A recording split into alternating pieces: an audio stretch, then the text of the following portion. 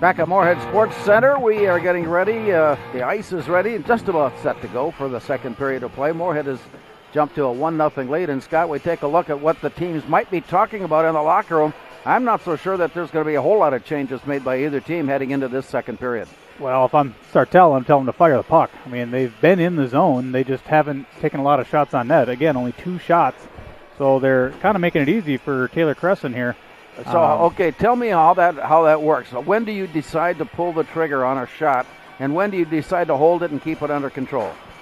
In a game like this, when you just played an entire period and came up with 2 shots on net, I'd be telling him to shoot the puck whenever you got it on your stick. Put it in there, try to get some rebounds, try to make something happen. I mean, you got a 1-goal game, but again, you haven't generated a ton of offense. They've been in the offensive zone, talking Sartell now. But in fact, they dominated early. Exactly. Just nothing came from it, and no real scoring chances. I mean, the 2 saves, were kind of what you'd expect to make. So Morgan Dorn has not been, she's been tested somewhat, but Moorhead's goalie Taylor Crescent has been steady, and she's been in position. She's been able to hold her own in there, and was able to swat those 2 shots attempts away. Yeah, about half the Moorhead shots came in the last 3-4 minutes of the first period. So, really, both teams, there wasn't a lot of offense early. Moorhead's had a couple of opportunities with the power play as well, but really didn't generate an offensive threat during those times. No, we mentioned especially that second one. It really, really stood out with Rachel Whelan for Sartell. Just buzzing all across the ice and disrupting every chance. Moorhead just couldn't get anything flowing. See, that's why we have people like you doing what you're doing here, because I didn't see that. She was the black and blue blur that just kept the blur. Well, bouncing around the ice. No wonder I couldn't figure it out. Yeah. Interesting to see how these 2 teams play it. As we talked at the outset, that this game has playoff implications for position. After today's game, Sartell is back in action to take on River Lakes. Moorhead is also back in action again next week, and I apologize, but I did not bring down their opponent as to who they will be taking on next week, but we'll get that in a moment. Should be Fergus on Monday. Yes, Fergus is coming up.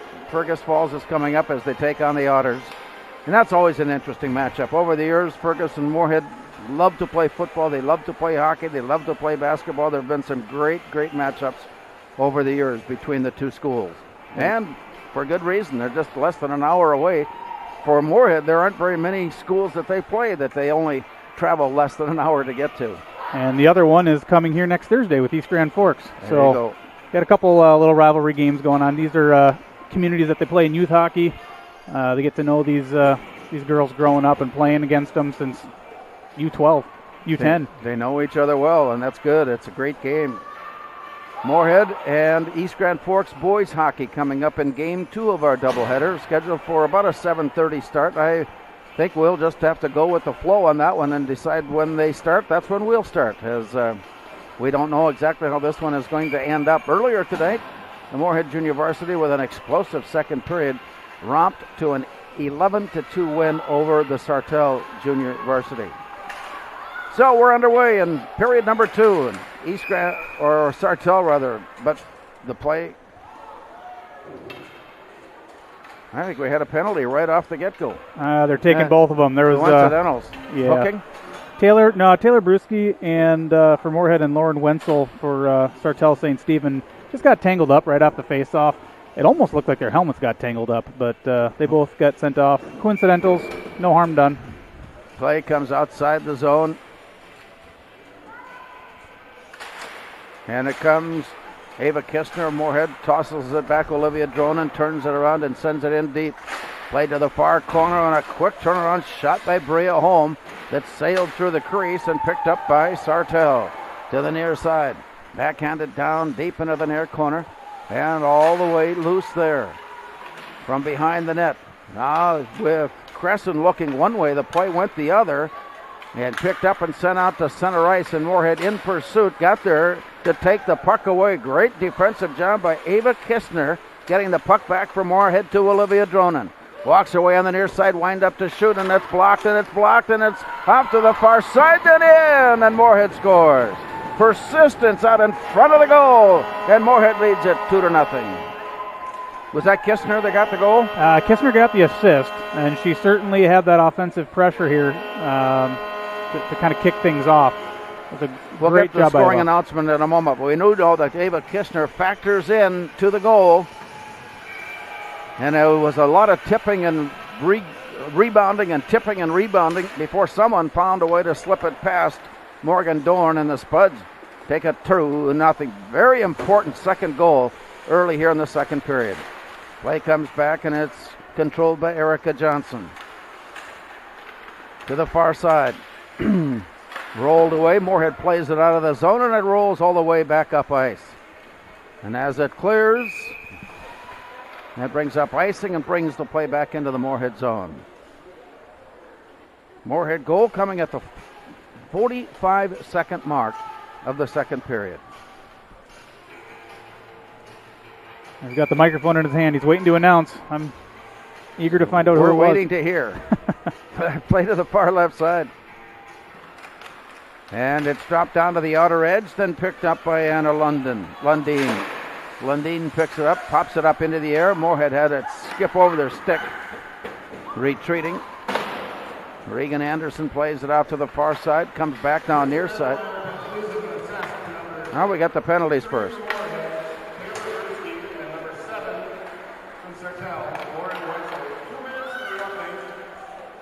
Play comes all the way down.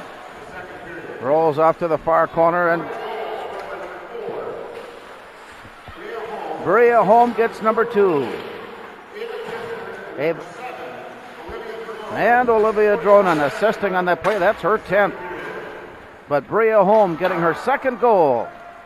And Moorhead leads it 2-0. So Bria Holm from Ava Kistner and Olivia Dronan.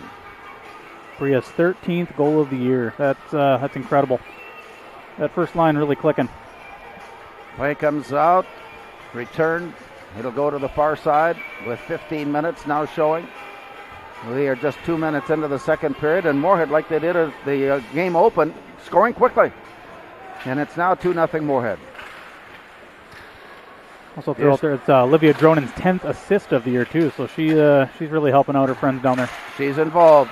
To the near side it comes. Ellie Glaban brings it out to center. And to the far side. Player goes down. Maya Anundson slipped this. She tried to advance play. Moorhead covering up now and brings it back in. Off to the far side, winding up, shooting down low by Kate Kozabit. Rebound to the near side. Kozabit picks it up. She's hit from behind. Players go down on the ice. Moorhead trying to reach in and pull it loose. And it is tipped off to the far side and chased into the corner. Rolling it loose as Sartell comes out of the zone and plays it away. Return on the backside. Here's the walk-in. Turning, shooting, glove save by Taylor Crescent. Maybe the few shots that she's faced, that's the best save that she's had to make. Most challenging, and that wasn't hard. In fact, I don't even know if they're going to count it as a save because it was to the left of her. It wasn't on net. Yeah, it wasn't on the net. 14:06 to go, and it's Moorhead 2-0. Coming into the game, Sartell had been averaging 2.7, giving up 3.7. Moorhead had been averaging 3.5 defensively. Tough, allowing less than 2 goals.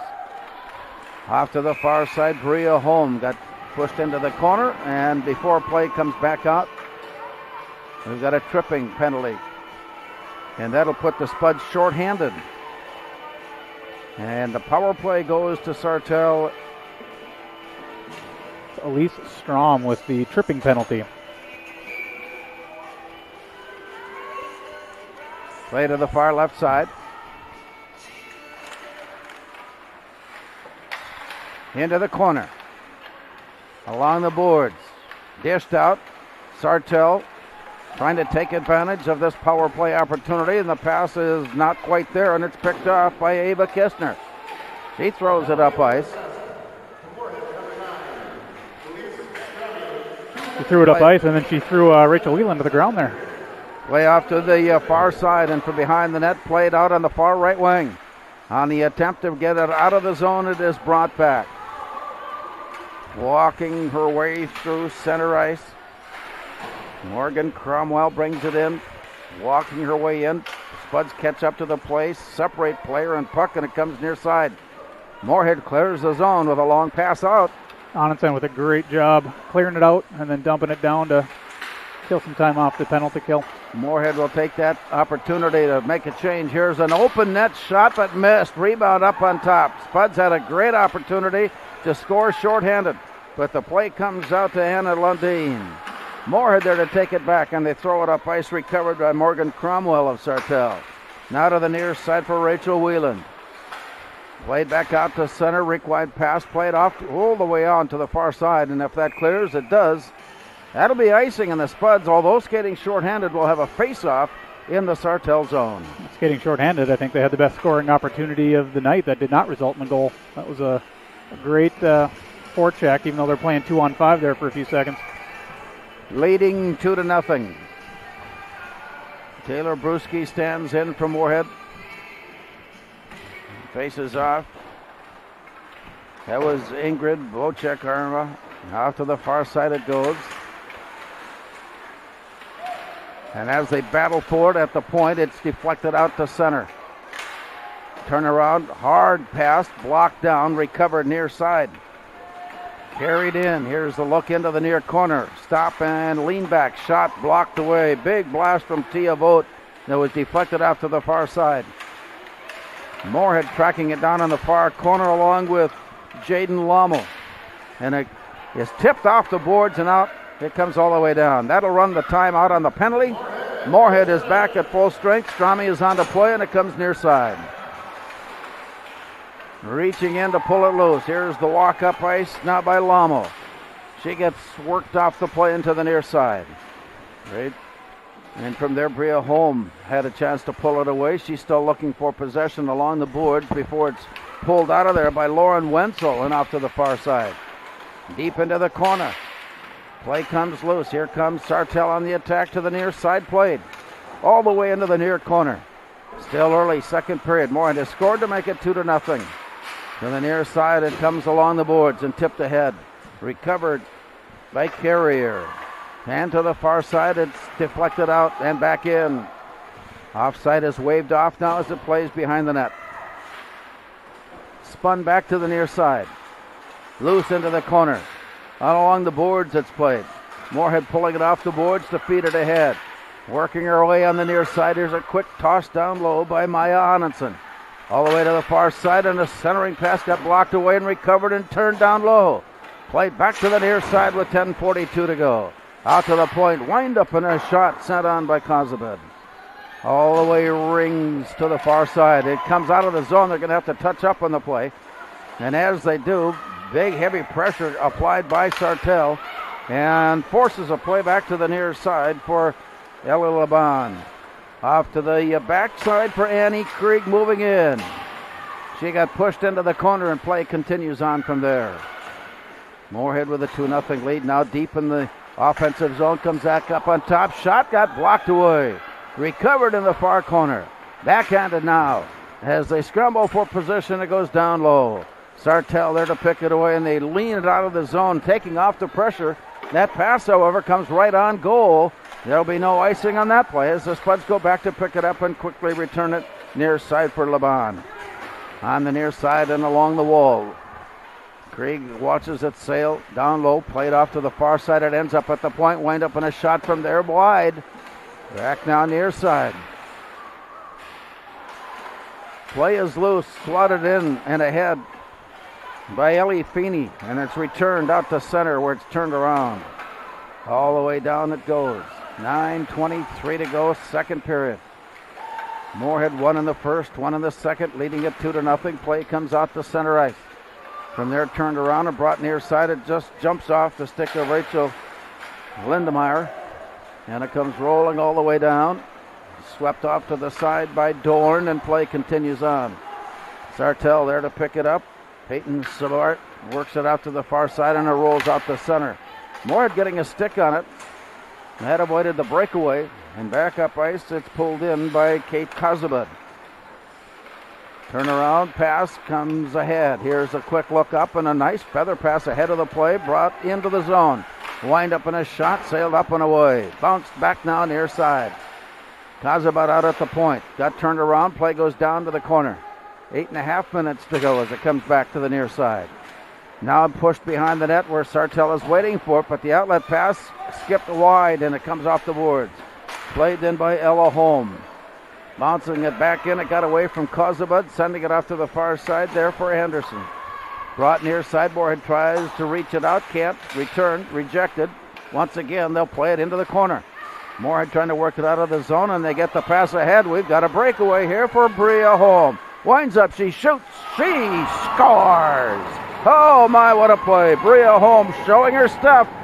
She took the lead pass, and that was a perfect pass out of the zone, right on the stick of Bria Holm, who skated her way in, went backhand for her the third goal, and that means it's a hat trick for Bria Holm. Natural hat trick for Bria.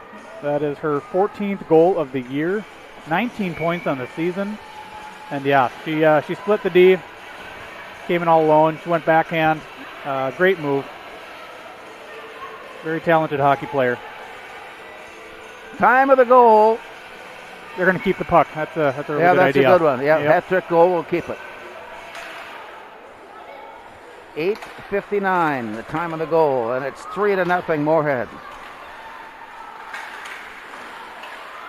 Play into the far corner. Now we'll find out a little bit more about Sartell as to their stamina. They've fallen behind by 3, and now they'll have to climb the uphill battle to the near side, into the corner, along the board.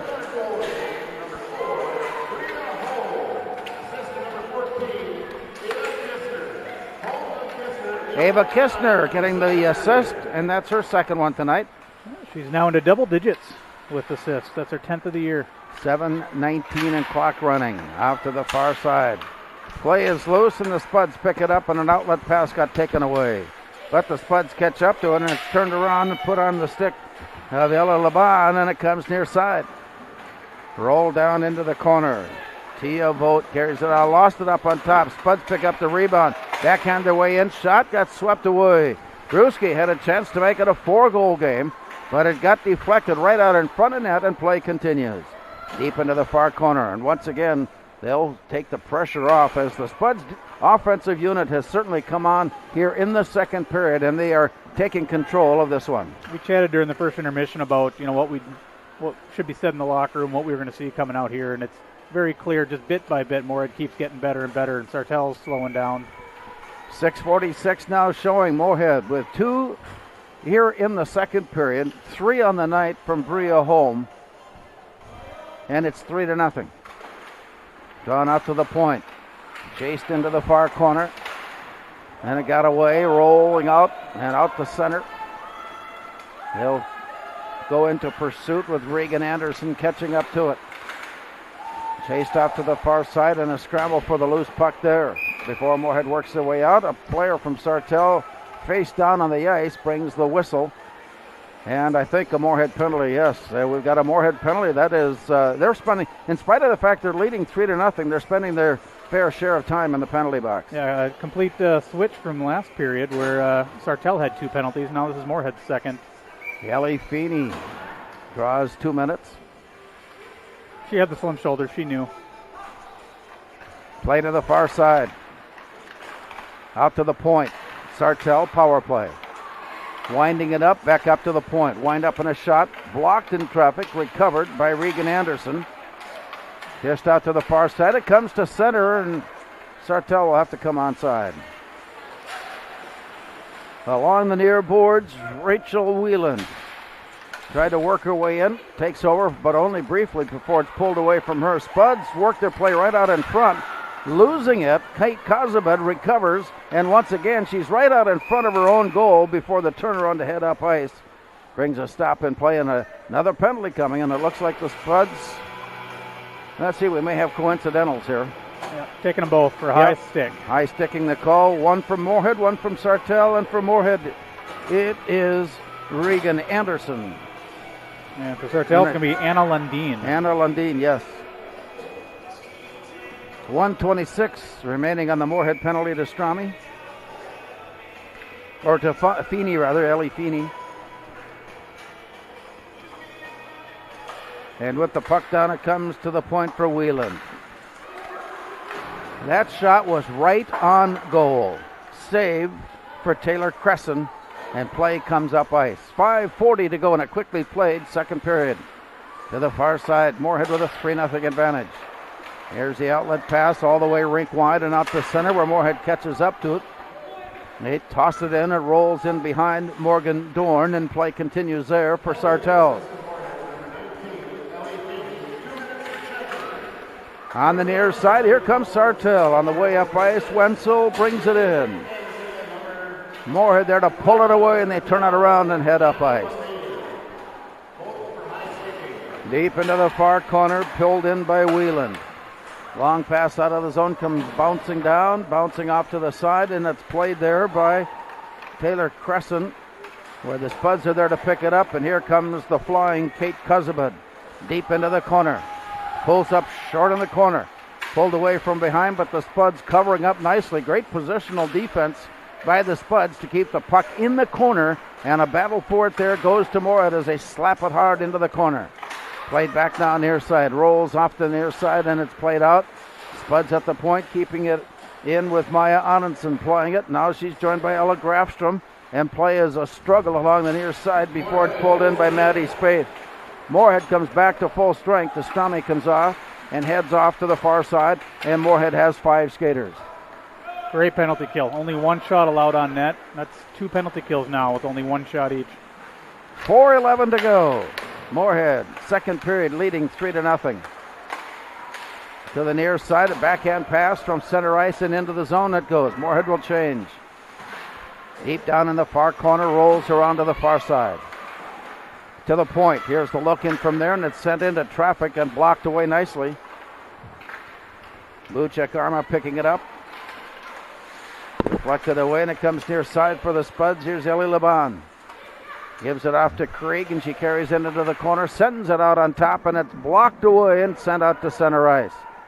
Moorhead there pursuing it with 3:33 to go. Olivia Dronen feeds it off to the far side before it's sent ahead. Here's the play by Laban. She walks her way in. Nice pass right out in front, but just ahead of the winger moving in, and it's played out to the far side by Sartell, and they'll send it out of the zone. And that brings up icing and brings the play back into the Sartell end with 3:14 to go here in the second period. Yeah, it was Laban and Anundson with a pretty good look there, 2-on-1. But pass by Laban just a little bit ahead of Maya. There wasn't a lot of room to get the pass away. I mean, it had to be a feathered touch. Yeah, surprised it even got through. 3-0. Moorhead with a 12-3 shots on goal advantage here to this point in the second. As the play comes down, the Spuds pull it loose. Back, walking their way in, have it pulled away. Ella Holm comes up with it. Sent it into the corner, and it rings around near side. Bria Holm there to pick it up. Now Ava Kistner has it. And to the near side, pounded up against the boards, and the Spuds play it up on top. It comes to the point, wind up in a shot, blocked away. Rebound, shot and a goal! Guess who? And that is number 4 on the night for Bria Holm. It comes on a rebound and a quick toss in. 4 goals tonight for Bria Holm. To give credit where credit's due, her sister Ella Holm did an amazing job right off that face-off. Getting the puck, getting it back to the D so they could keep working the zone and get that shot in. It was at least 1 shot, if not 2, before Bria was able to punch it in for her 4th goal of the night. Comes here near side, and that's been the only scoring so far. Ava Kistner will chase it down into the near corner. And as she catches up to it, sends it off to the far side.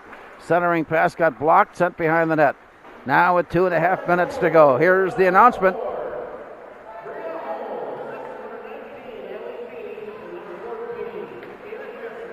Ava Kistner once again assisting, and a second assist to Ellie Feeney. Still think they should give a third assist. Yeah, Ellie Feeney with the second point of the season. She had a goal earlier on. Tonight it's an assist, and now it's 4-0. Play to the far side. 2 minutes remaining. From behind the net they play it. Up on top, wind up on a shot. Just missed wide. Rebound up on top. Again, the scramble fourth there, given near side, sent to the point. Ella Grafstrom's pass at the blue line was wide and out to center. The quick return. Spuds touching up and just getting in. Here's Brewski's pass ahead. Shot on and blocked away. Golden opportunity for Maddie Spaeth, but it just missed on the block. To the far side plays. Moorhead has picked up their tempo here in the final 2 minutes as they've already built a 4-0 lead, and they'd like to add on to that before they head into the locker room. 1:26 now and clock running after the far side.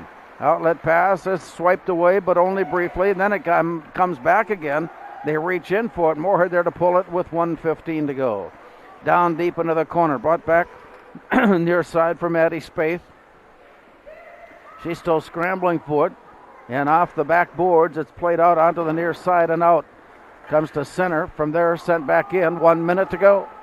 Deep into the far corner. Moorhead playing it.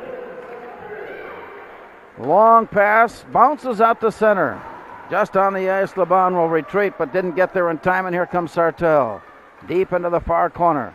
Rolling it down. Centering pass. Walking her way in. Shot blocked. Rebound blocked away. 2 big saves for Taylor Crescent. And it is a 4-0 hockey game as play comes back up to center quickly, moving her way in. Deep into the far corner, Annie Krieg brings it back near side. And along the boards, it plays on. Out it comes, walking her way up ice. Erica Johnson carries it to the blue line and in. Johnson goes near side, centering pass. There's nobody there. And play goes all the way to the far side. The return pass comes all the way through, up to the near point. And from there, turned in by Johnson. And from there, it's taken away. And as it just crosses over the end line, 3.4 seconds remain here in the second period. That's the most end-to-end action we've had all night here. It's back and forth a bit. Megan Doran had one go off her, I think her right pinky toe and her left glove that would have gone in, but she just touched it. So the face-off on the near side of Taylor Crescent in the Moorhead zone. Puck is down, drawn out, picked up at the point, turned around from there. A big second period for the Spuds as they record 3. And as we go into the locker room after 2 periods of play on the Speakeasy scoreboard, Moorhead 4, Sartell nothing.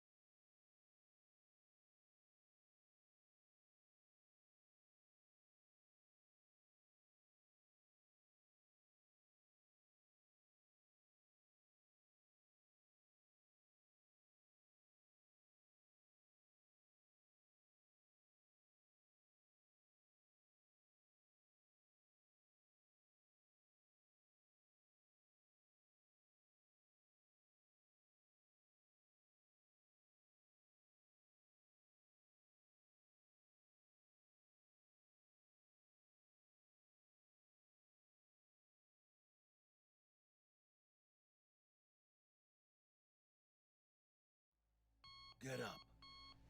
Your dreams don't hit snooze. Because if you snooze, you might miss your opportunity to improve your craft. To put in the work. Your opportunity to be the best.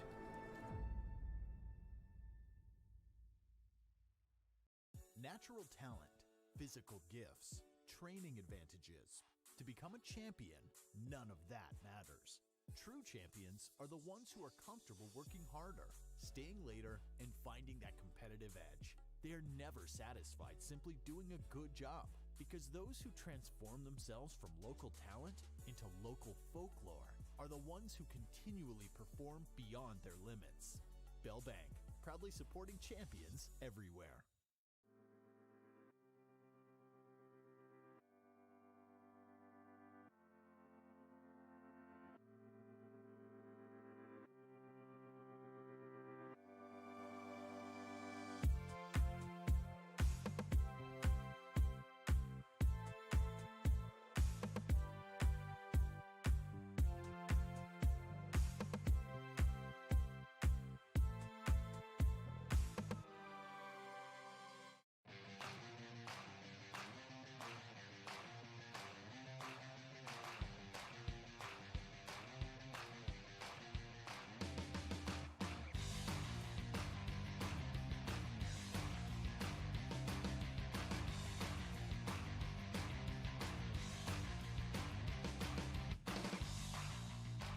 Your home for Boss Snowplows is Burt's Truck Equipment on Highway 75 North in Moorhead.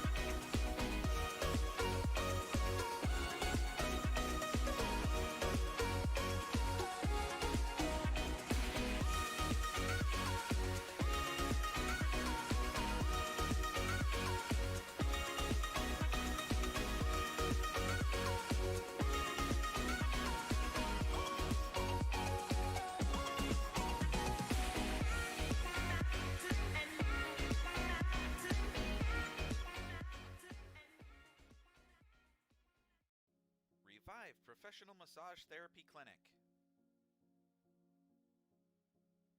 Locally owned and operated. Open 7 days a week, day, evening, and same-day appointments available.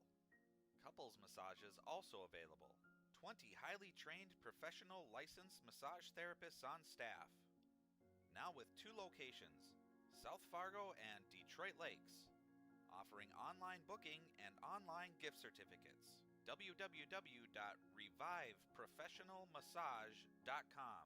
The Moorhead Spud Boosters support students at Moorhead High School involved in co-curricular activities. Your membership in Moorhead Spud Boosters directly benefits Moorhead's student athletes, celebrating 40 years of supporting Spud athletics.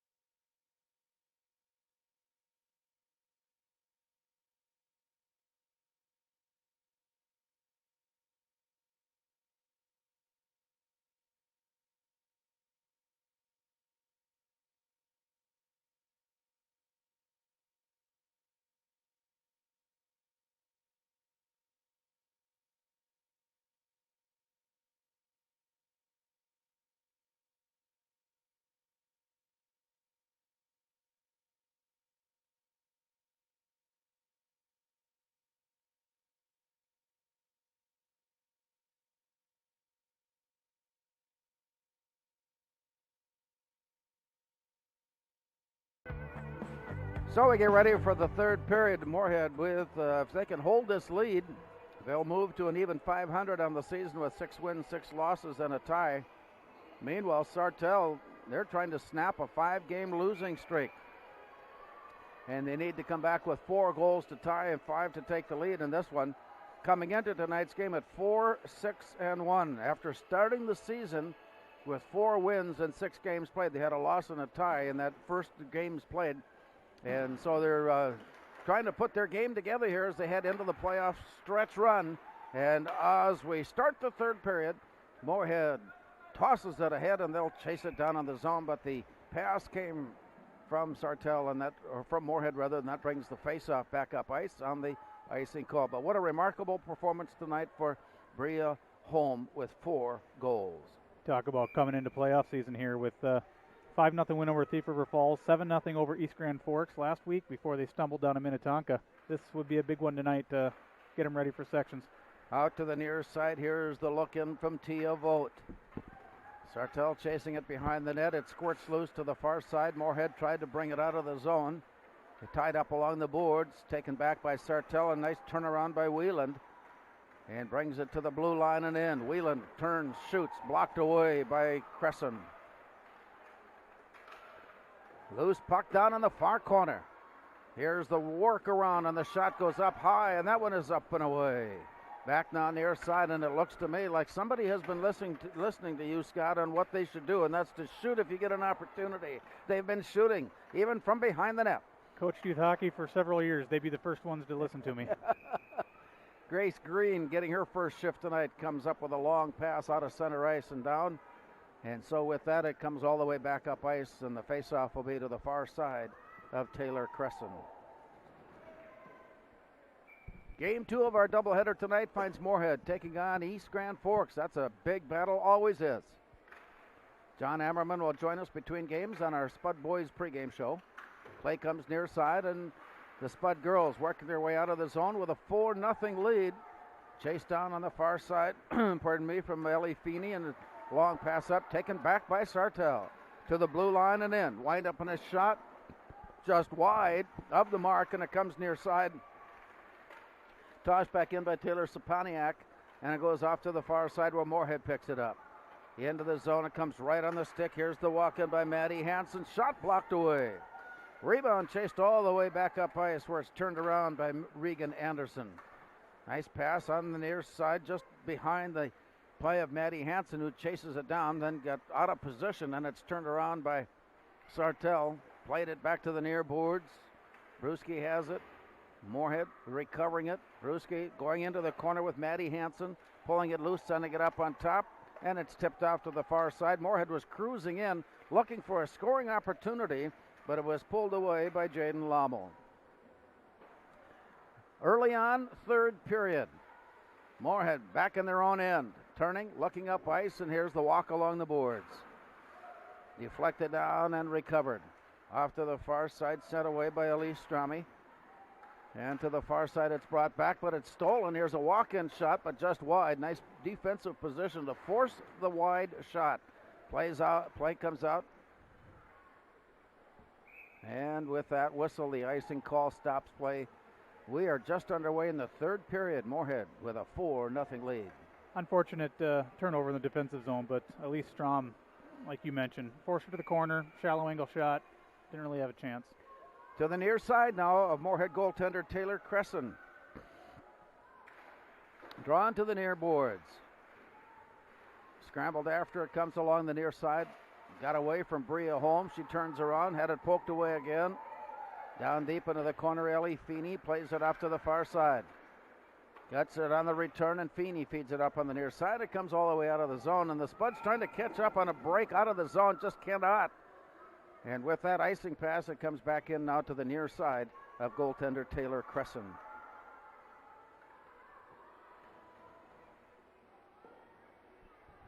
Only one shot here in the third period, and that belongs to Sartell. But good one. Their abilities, their availability of a scoring opportunity has been limited by a Spud defense that just has not allowed them any good angles. To the near side, it's pulled away. Sartell wandering their way up on top. Turnaround shot blocked nicely by Ella Holm. Comes back out to the near side, and it stays in the zone before it's sent around and down. Turn around, Moorhead again getting a stick at it. Here's a backhand try that misses just wide. Rebound to the near side now for Rachel Whelan. Sends it up on top. A determined attack by Sartell here to start the third period. Play up high in the slot, deflected off to the far side. Chased into the corner. This is their only sustained pressure they've had since the first 3 minutes of the game. Long pass out of the zone, Moorhead. Breaking down, it's one on the, here's a breakaway try, backhand shot, blocked away by Morgan Dorn. Oh, she came out big. Ava Kistner. Ava Kistner had what a shot she thought was going to go in. It was just her and the goaltender Dorn. Dorn read it, made the save. Play continues on up ice as the Spuds turn it around and head off to the far side. Olivia Dronen out to center, headed poked away. Comes back now to Sartell and on the near side. Working the way out of the zone, it's deflected ahead. Moorhead to chase it down. Deep in the near corner, Regan Anderson plays it back near side. Pulled off the boards. Here's a walk-in. A bouncer up on top, and that one's knocked away by Crescent. Out to the far point, wind up from there. Long shot sent in, and that one's blocked away by Crescent.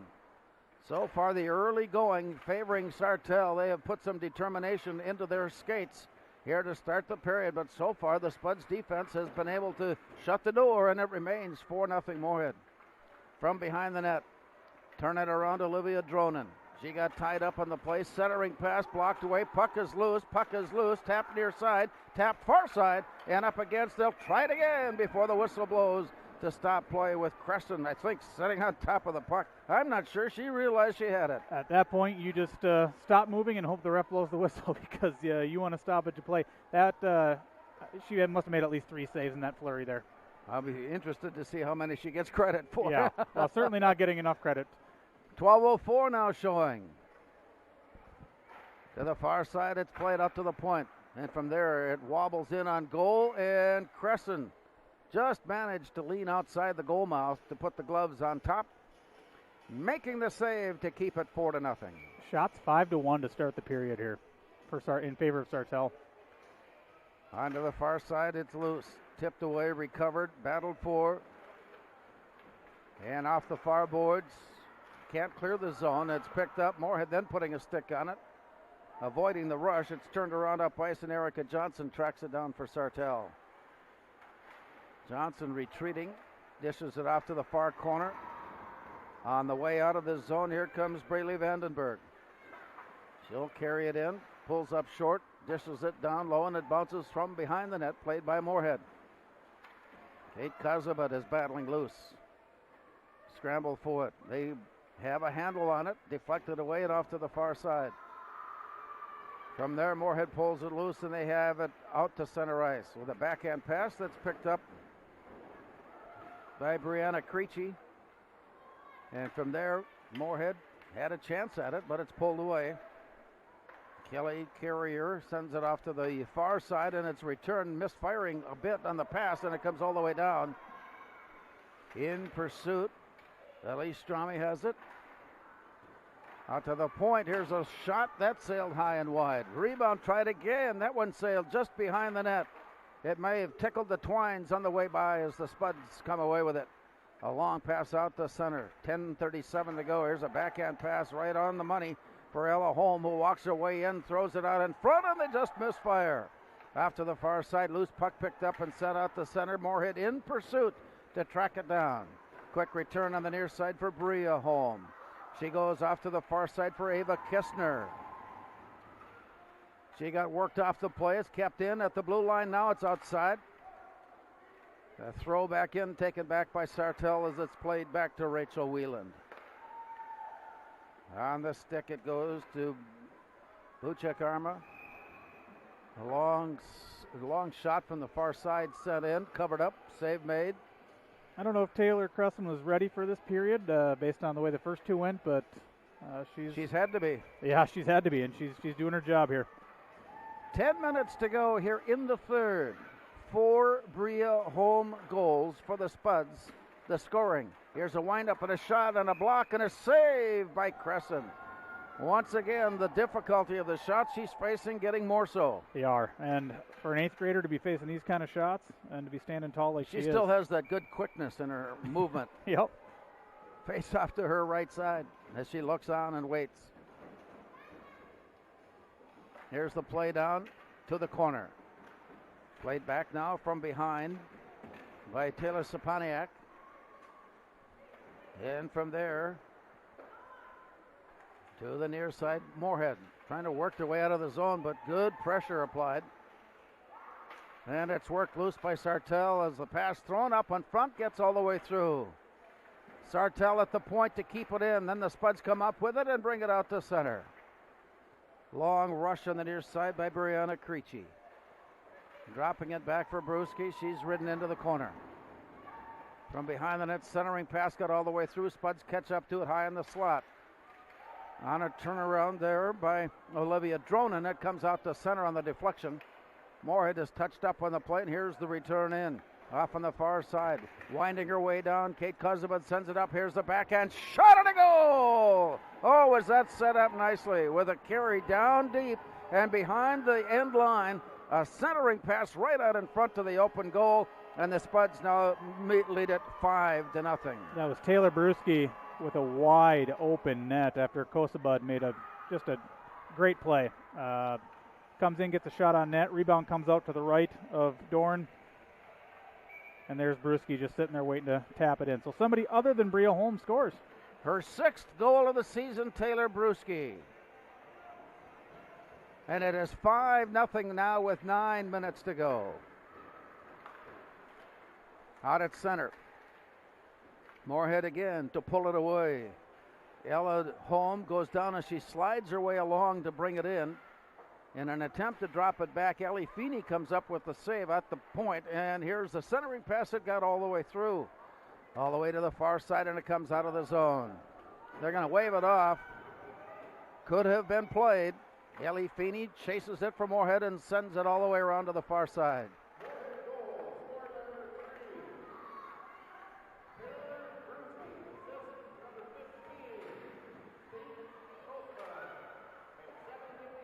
Kate Kozubad getting the assist.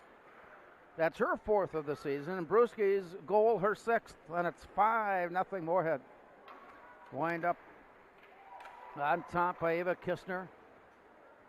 And the long rebound. Nobody was paying attention to it before the Spuds, in a change, had their skater come on and skate right into it. Ended up with a shot on off the backside, and Morgan Doran there to make the save. Great effort. Taylor Crescent keeping the Spuds in it here with that assault by Sartell to start the period off and to come down and get this to make it 5-0. Well, in our pregame, I asked pregame comments from Ryan Kraft. I asked him what they had to do defensively to be a better team. He said, stop them at the goal. Don't let them score. They're doing it. He's been around the game. Yep. Up on top, here's the look in by Moorhead, and it's tossed down to the side of the net. Moorhead plays it back up on the near side, turning it around at the point, dish down deep, and it's played along the near side and out, backhanded out of the zone. A big chase now up ice by Kelly Carrier, and it goes all the way down to the corner where Moorhead's Regan Anderson picks it up. And it's sent out of the corner, and we'll have another icing as it crosses the end line to stop play with 7:28 to go. We've seen a lot of that here in the third period with both teams applying pressure, and in order to kind of alleviate that pressure, long passes have been thrown up ice. Yeah, and I just, Sartell last few minutes have just kind of slowed down a bit. I don't know what Anderson said in the locker room to get him going, but it was working initially. Here's a walk-in on goal, shot blocked away by Taylor Crescent. Long pass out of the zone, deflected to center, and it's picked up by Erica Johnson of Sartell. Down deep into the corner. Johnson turns it around near side right on the stick of Whelan. Rachel Whelan brings it to the blue line and in, and then tosses it towards goal where the Sabres are there to pick it up, and they bring it up on the near side. Here's a shot that's blocked, and the rebound attempt was just wide. That play was nicely set up, but the rebound off the backboards just missed. Back up at the point. Shot sent into traffic and recovered Moorhead. Outlet pass now to the far side. Dished ahead. On her way in, Annie Krieg brings it all the way to the far, takes it all the way to the far corner. She got hooked and got brought to the ice, and as the Sabres touch up on the play, it brings the whistle and a stop in play. Morgan Cromwell getting the penalty for the hook. There's nothing she could do to stop her other than cheat, I guess. So the play comes to the near side. And stepping in for 2 minutes, Morgan Cromwell for hooking. Brings our game clock to the 6:36 mark. Moorhead on the power play. And all their goals scored so far have been even strength. It goes out to the far side. Here comes Sartell. They're skating shorthanded, but they're threatening. Here's the walk-in on goal shot. Blocked away by Crescent. Blocked away and behind the net by Crescent. Out it comes, and Maddie Hansen makes her move. To the near side, it's dished ahead, recovered by Maddie Spaeth. And it goes down low and behind the net. Played by Anna Lundin. Off to the far point. Moorhead now skating in the zone with the extra skater, but the pass is intercepted and thrown out of the zone, where it's quickly returned up by Taylor Crescent. And the Spuds track it down and send a long pass up. It's deflected to the far side, but mishandled momentarily. And it comes back, and the Spuds will pick it up in the deep corner by Olivia Dronen. Dronen's pass up on the near side. A hard pass that got deflected out and kicked to the near side. They scramble after it. Tia Vogt had it. Her pass away, picked off. Moorhead dropped to the point. Over skated it there, and it's picked up by Bria Holm. Her pass deflected out to center. It's 2-on-2 and in. Here's a look on the near side. All the way down to the corner. Catching up to it, it's worked to the near side by Ava Kistner. Out it comes into center. In pursuit, Bria Holm chases it down to the corner. She gets there first. Bria Holm all the way to the far corner, sends it out to the point. Here's a look in from there. Holm high in the slot. Wind up. Shot blocked. Glove save made. Bria Holm and Kate Kozubad playing catch from the far wing to the point. Shot goes on, covered up, save Morgan Dorn. Kozubad has been very strong on defense all game. We haven't called her name a lot, but very solid play in the defensive zone, clearing out pucks, preventing rebounds. Inside of 5 minutes to go here in the third period. Moorhead with a 5-0 lead. And the play into the corner. Dished it up on top. It gets all the way loose and to the far side. Saved in at the blue line. Dished off to the far side. Bria Holm circles to the corner. Centering pass return. Shot blocked. Covered up. Save. Oh, that was nice play out of the far corner by Moorhead. But Morgan Dorn comes up with a big blocker save and keeps it at 5-0. 4:35 left in the third period. Shots now 25-15 in favor of Moorhead. Face-off will be to the far side of Dorn. We talked about Taylor Crescent being an 8th grader. Dorn is a 9th grader. So these two goaltenders are likely to face each other a few more times in their high school careers. Play down low. Play it off to the far corner. Moorhead in pursuit there. Straddling the puck and holding it in place. Tied up nicely by Morgan Cromwell, and the play comes loose. And here comes Sartell from behind the net, turning it around. Moorhead with a little forecheck action there to poke the puck away, and it comes loose back to the corner for Tia Vogt. To the far side, and Moorhead again getting there with a stick, but this time couldn't control the play. And the play comes back to Sartell, but it's intercepted by Creechy. On the walk-in, drop back. Loose now behind the net, where it's recovered by Taylor Saponiak. 3:41 to go. Long play out of the zone. Down deep in the corner. Sent away on the return. Looking up ice. Walking her way through. Holding the zone and in. Olivia Dronen goes down. Got spun away.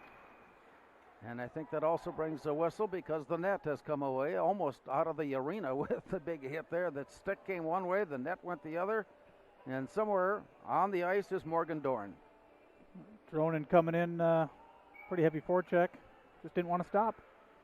3:21 remaining.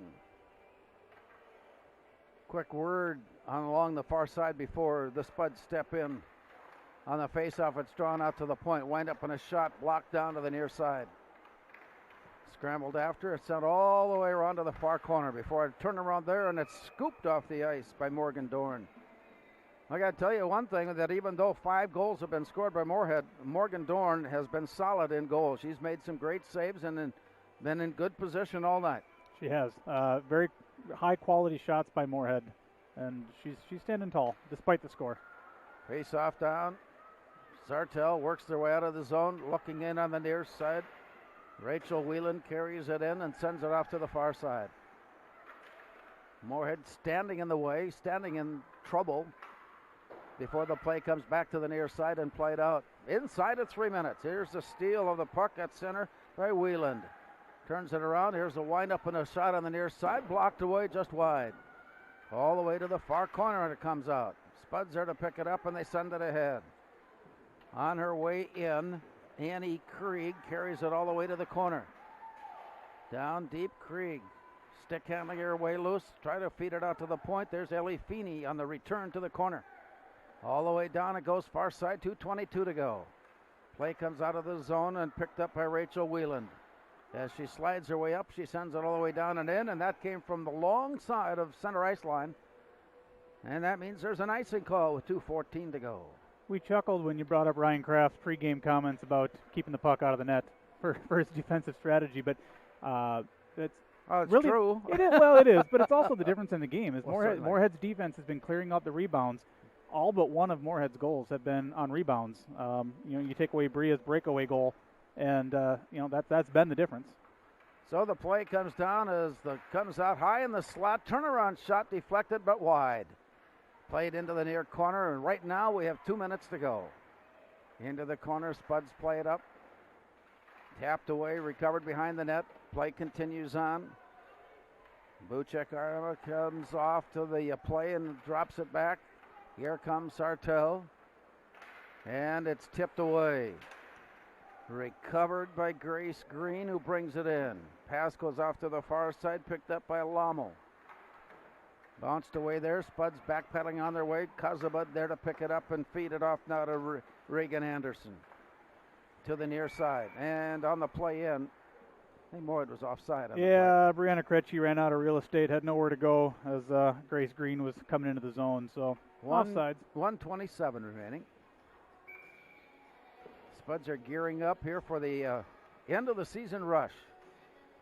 Back in action again Monday when they take on Fergus Falls. Long pass into the zone off the faceoff by Olivia Dronen. And play comes to the near side where Dronen is waiting. Picks it off and heads in. Stick handles her way down on top, and a nice slide across by Morgan Dorn to kick it away. Out to the high point. Return. Blocked up into the air. Comes bouncing down. Played near corner. 1 minute to go here in the third period.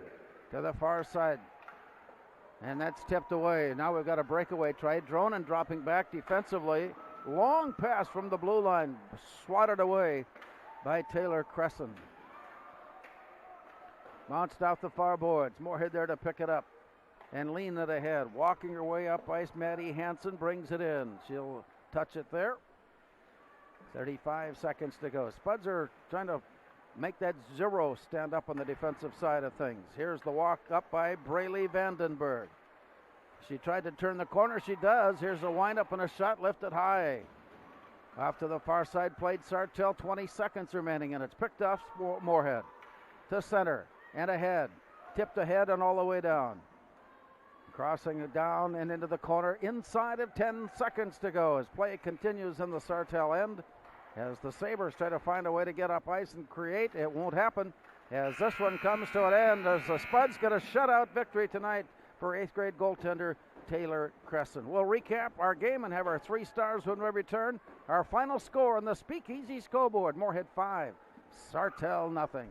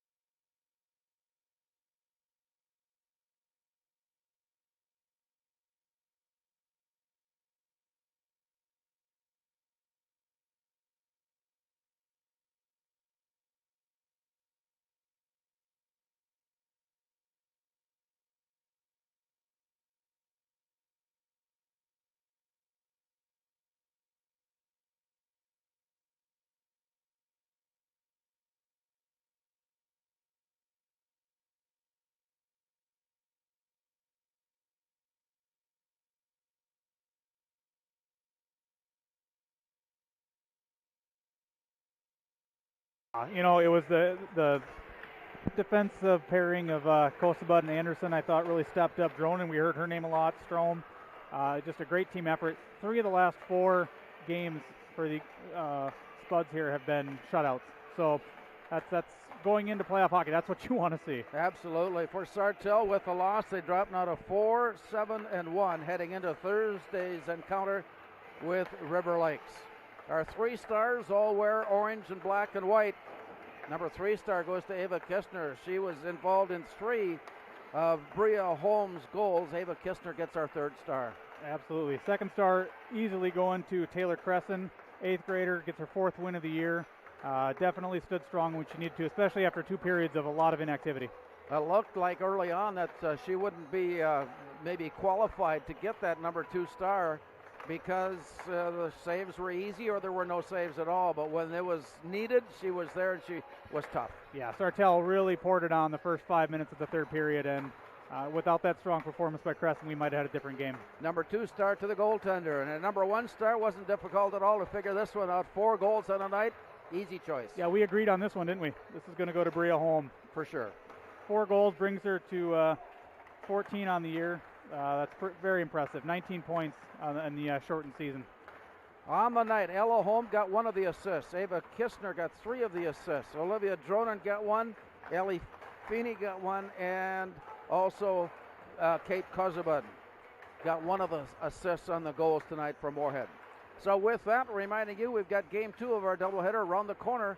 The Spuds are getting ready to take on East Grand Forks. That game went overtime in their first meeting in East Grand Forks.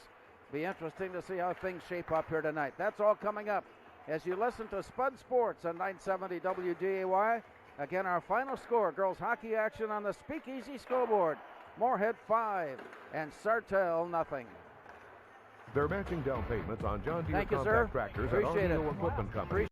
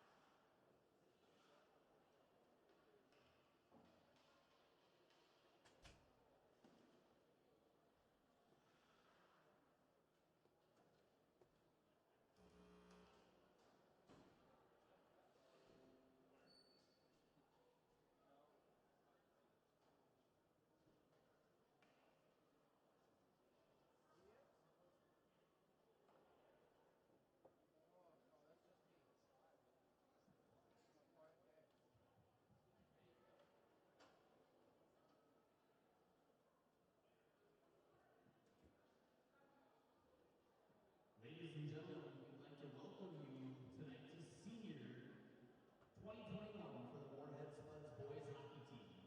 Tonight is a very special evening as we honor our seniors and their parents. I'd like to introduce this year's graduating seniors and their parents at this time.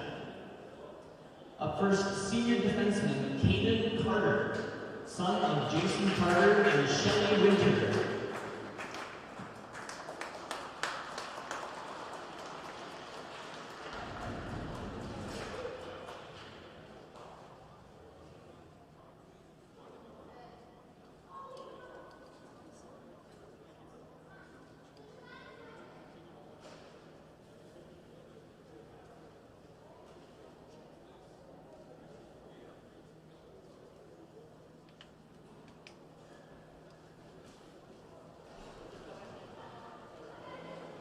Senior defenseman Luke Leonard, son of David Leonard and Donna Leonard.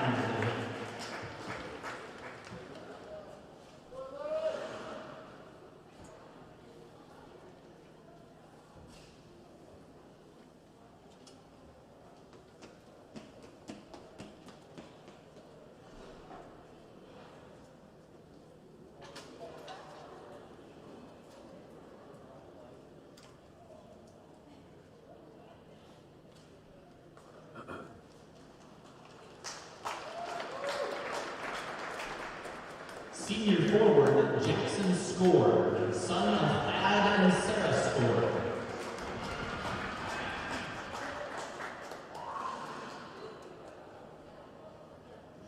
Thank you and welcome back to Moorhead Sports Center as we get ready for Game 2 of our hockey doubleheader tonight.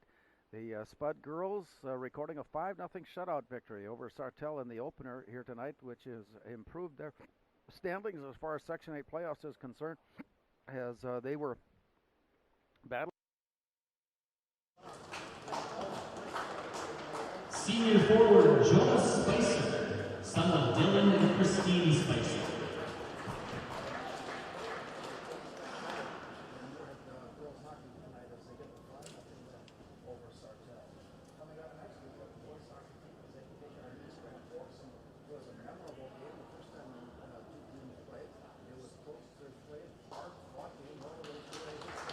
Senior goaltender Tyler Swanson, son of Reed Swanson and Jessica Nelson.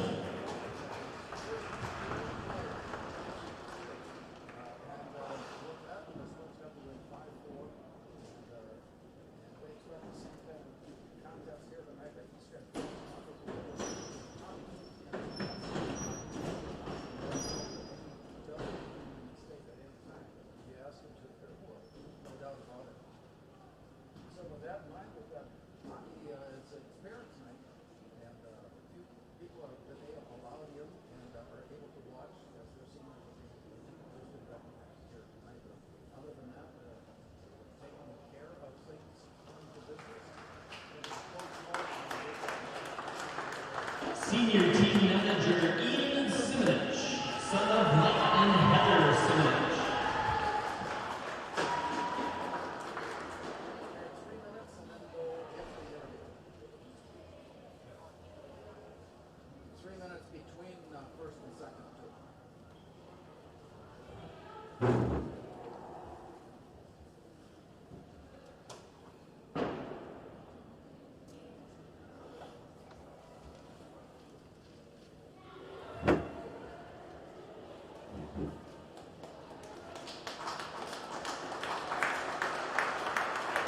Senior team manager Colton Westra, son of Rick and Vicky Westra.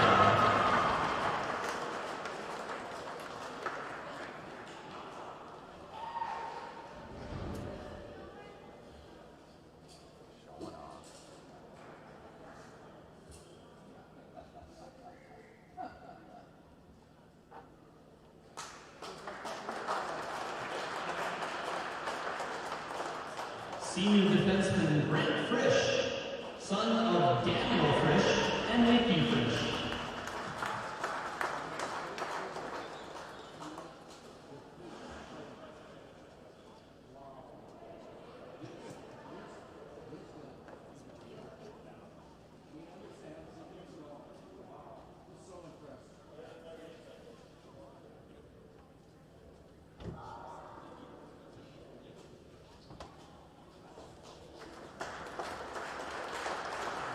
Senior goaltender Will Kunga, son of Tony and Julie Kunga.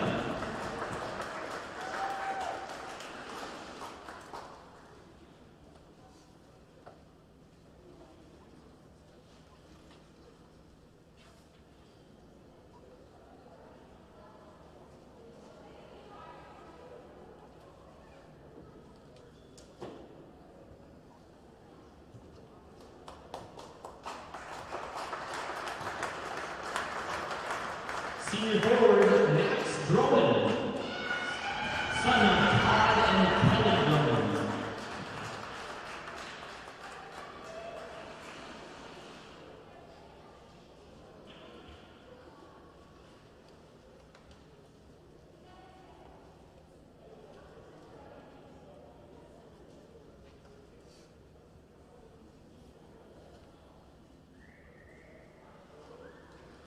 Please join me in congratulating all of our graduating seniors and especially the parents for all the support over the years.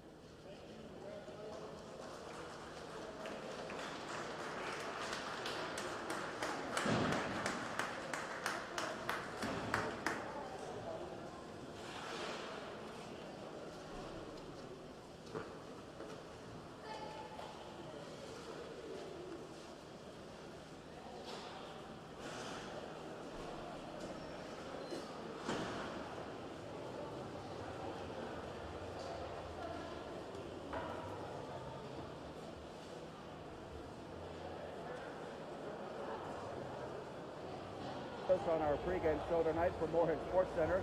It's a rematch with East Grand Forks. We'll talk about that game coming up after this timeout.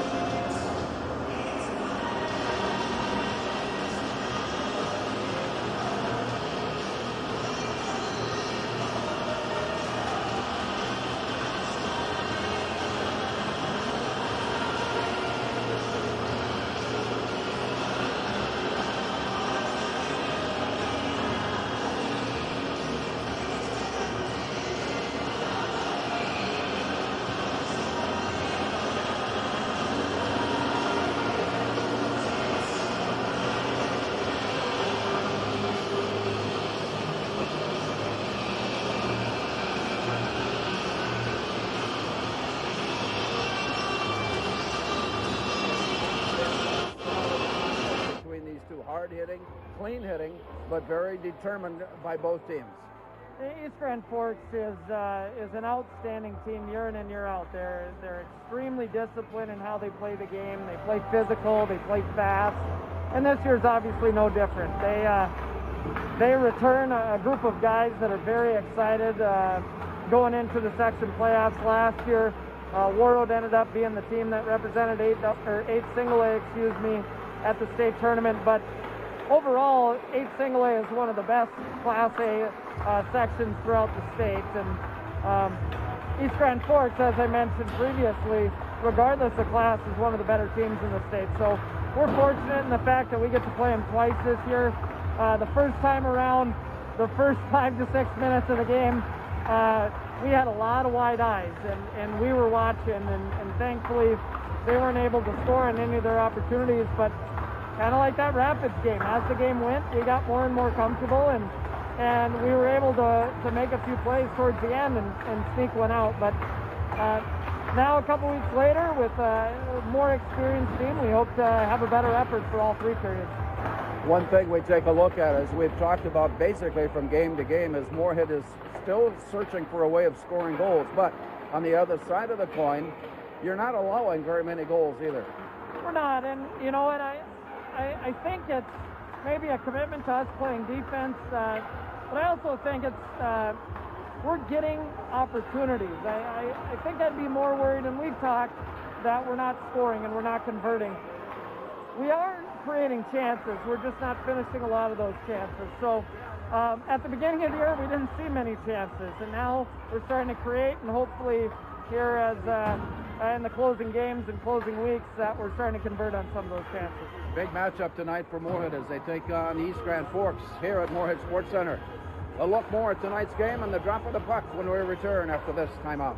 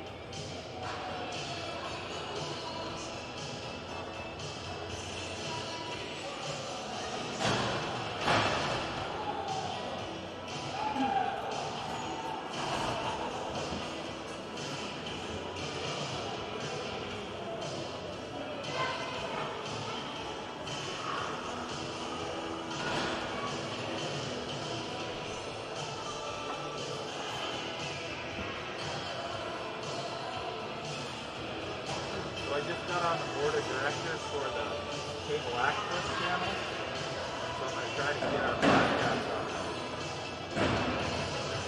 We can be on Real TV. Real? Yeah, Real TV.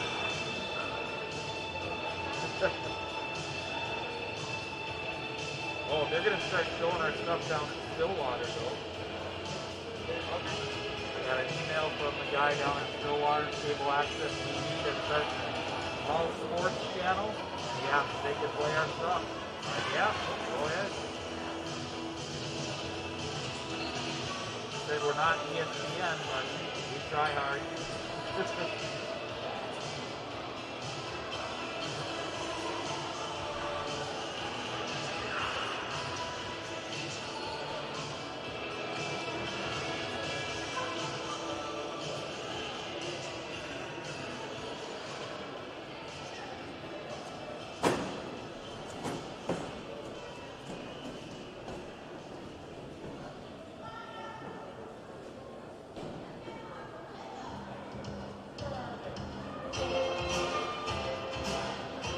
Welcome back to Moorhead Sports Center. We're getting ready for Game 2 of our hockey doubleheader tonight as Moorhead takes on East Grand Forks and Rob Grammer. Anytime these two teams meet, we're expecting an all-out battle. I mean, it's just hard fought. It sure is. East Side always plays hard. They're certainly going to remember giving up the late lead up in East Grand Forks a while back when the Spuds came to town, and then getting the win in overtime. That's going to stick in their side a little bit. There's Mariucci Conference implications in the standings tonight as both teams belong to that conference. So, hey, and then there's just the fact of getting ready for a playoff run where everyone's going to want to be performing their best. East Grand Forks is one of those teams. It doesn't matter if you're classified A or double A or if you're 3A or 4B. And they're ready to play. They sure are, and that coaching staff is always going to have these guys ready to play. That's a proud hockey community. They're going to play hard-nosed. They're going to play fast, and they're going to have a lot of skill. We expect to see that here again tonight. They're looking for some momentum, too, going into the end of the season, as is Moorhead. Well, like you said, AA or AAA, whatever you want to call their class, they have a tough road to hoe when it comes to the playoffs. Yeah, so they definitely want to have momentum going in.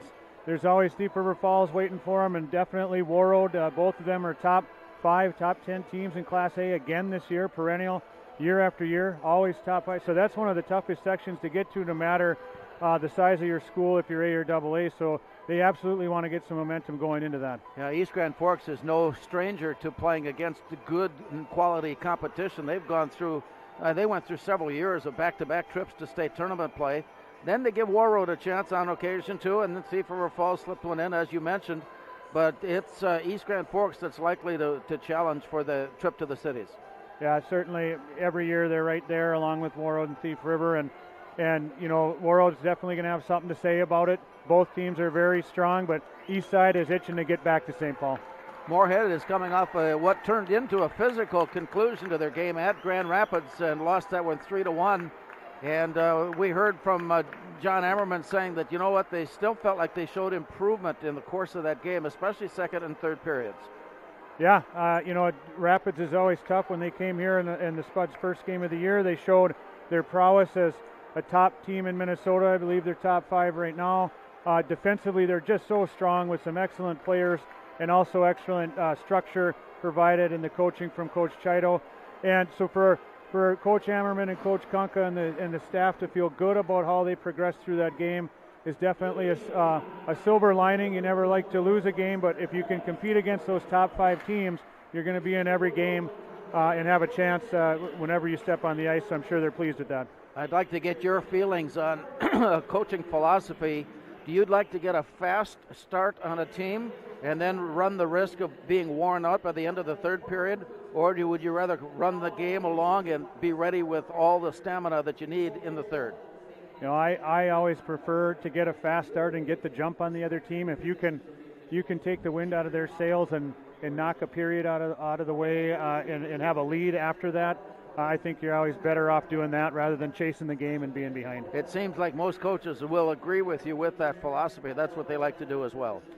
Yeah, and it's, you know, if you can do that, sometimes you can win the game in the first period. Now, of course, the other team's always going to have a pushback, but I'd much rather be coming from that side of it than the other. Yeah, it's always nicer to be on top of things. That's right. What do you see tonight? Any changes that you might anticipate? With senior night, there's always a little of emotion involved in that. Yeah, you know what? No, it's great to see Caden Carter dressed on the back end. We'll see if the game dictates that he gets in there and sees some action. That'll be fun to watch. But you know, the seniors they've been giving effort the entire year. I think they all grasp that it's a shortened season and it's been a wonky senior year for them in a lot of ways in school and on the ice. And I think you're going to see more of the same. They've given great effort. They're going to come out and do it again and just give it their best to win this game tonight. That's one thing we have not heard from John Ammerman and the coaching staff is that there has been a lack of effort. We don't hear that at all with this group. It has been 100% effort throughout. Yeah, great to see, and it's the foundation of any good team. It's why they're able to compete night in and night out. They compete hard, both ends of the ice. All 5 players that are on the ice are playing 200 feet. And you're getting great goaltending out of Will Kunka, and that's going to keep you in it every night. So it's a great quality to have for a team. We talked with Ryan Kraft of the girls hockey team coaching staff prior to the game and talked about how important it was. What is it that you teach your defense to be so solid and result in a solid performance by the end of the night. Basically, he said, don't let them score. You know, it's never been more succinctly put than that. Yes, that's right. So, words of wisdom from Coach Kraft. Unbelievable, isn't it? So, as we get ready, we've heard the introduction of the starting lineup tonight, and when we talk about not allowing goals in Moorhead's behalf, that's Will Kunka in goal that has been solid this year.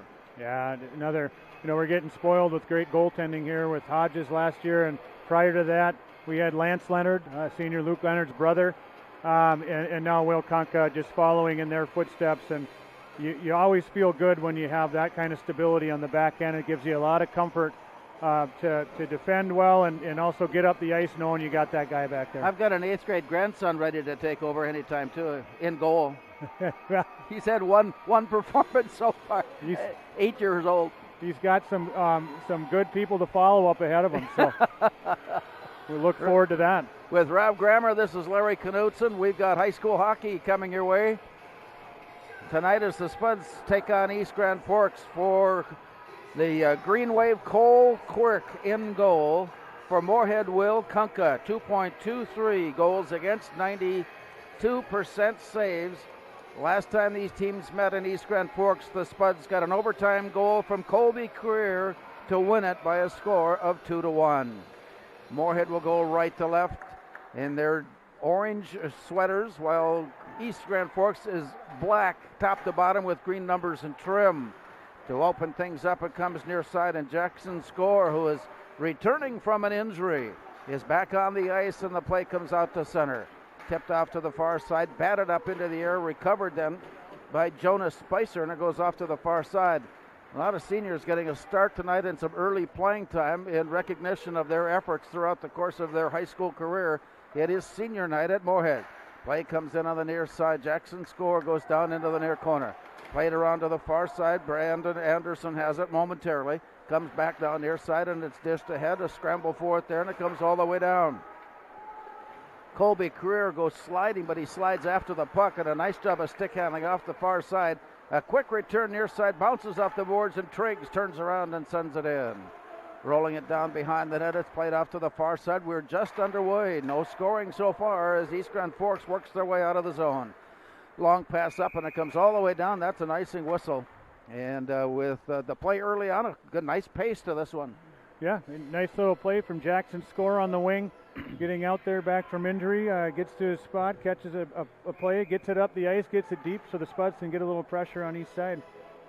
Face off to the far left side of Cole Quirk. And with the play down, East Grand Forks comes up with it, a long pass out of the zone. And they were trying to hook up on a touch pass to Zach Stocker, but it was beyond him and unplayable, and so the faceoff comes back into the East Grand Forks zone. Earlier tonight, Moorhead girls come up with a 5-0 shutout win over Sartell. And the junior varsity tonight, 5-0. A lot of zeros up on the board. Up to the varsity the rest of the way. Play comes near side, and out at the blue line it gets away. Walking its way in, here's a windup and a shot off the stick. It bounces up and out of play. No scoring here early. Moorhead and East Grand Forks. Looks like East Side early is trying to get a winger flying and chip the puck into space and use their speed up front to try to catch the Spuds snoozing a little bit, but the Spuds have been there to answer that. Play comes down to the right side of Will Kunka. Pulled out of the corner. Moorhead turns and looks up ice. Looking cross rink, but can't. Justin Stahlberger skates past the play, and Moorhead put a poke check on it and took it back again. And they head up with a nice pass near side. Here's Cody Martinson moving in. He goes backhand. Oh, and he missed it just short to the stick side of the play, and it comes rolling back out to the point. Shot sent in high and away. Cody Martinson with a great break in on goal that was pushed away by Cole Quirk. Comes back now near side and out to center. In pursuit of it, the Spuds get just enough of a stick on it to slow play down. Chase to the near side. Schrader had it for a moment, then it's poked away, loose off to the far side. Battled forward, comes back to East Grand Forks. The Green Wave send it off to the far side. Both teams in change as it comes to the blue line and it's tipped back. Pushed away, then recovered. Up on top, high, wind up, and a shot that hit the pipe. Bounced back into play, and it goes behind the net.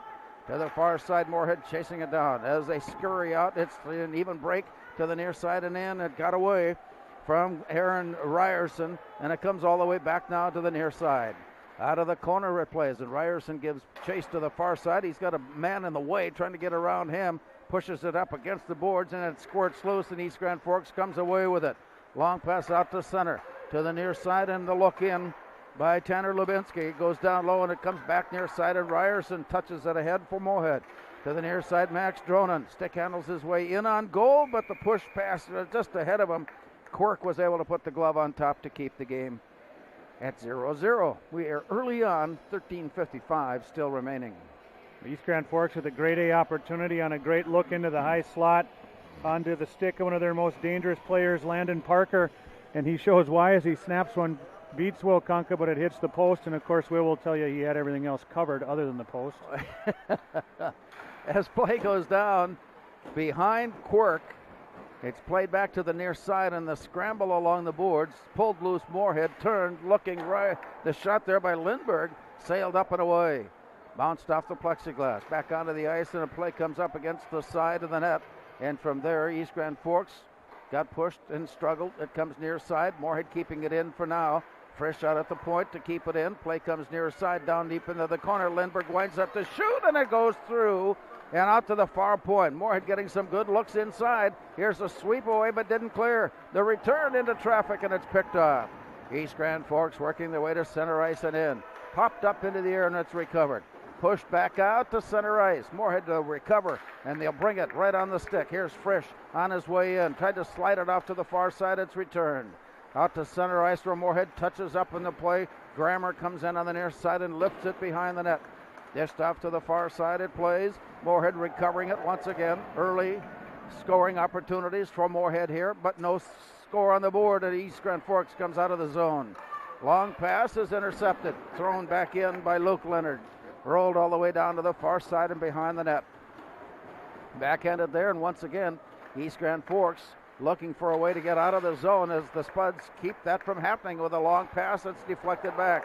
The recovery right in front of the East Grand Forks net, or bench rather, by Seth Ocker, and it comes near side. Long shot sent on. Will Kunka playing it off to the side, and Grammer there to pick it up.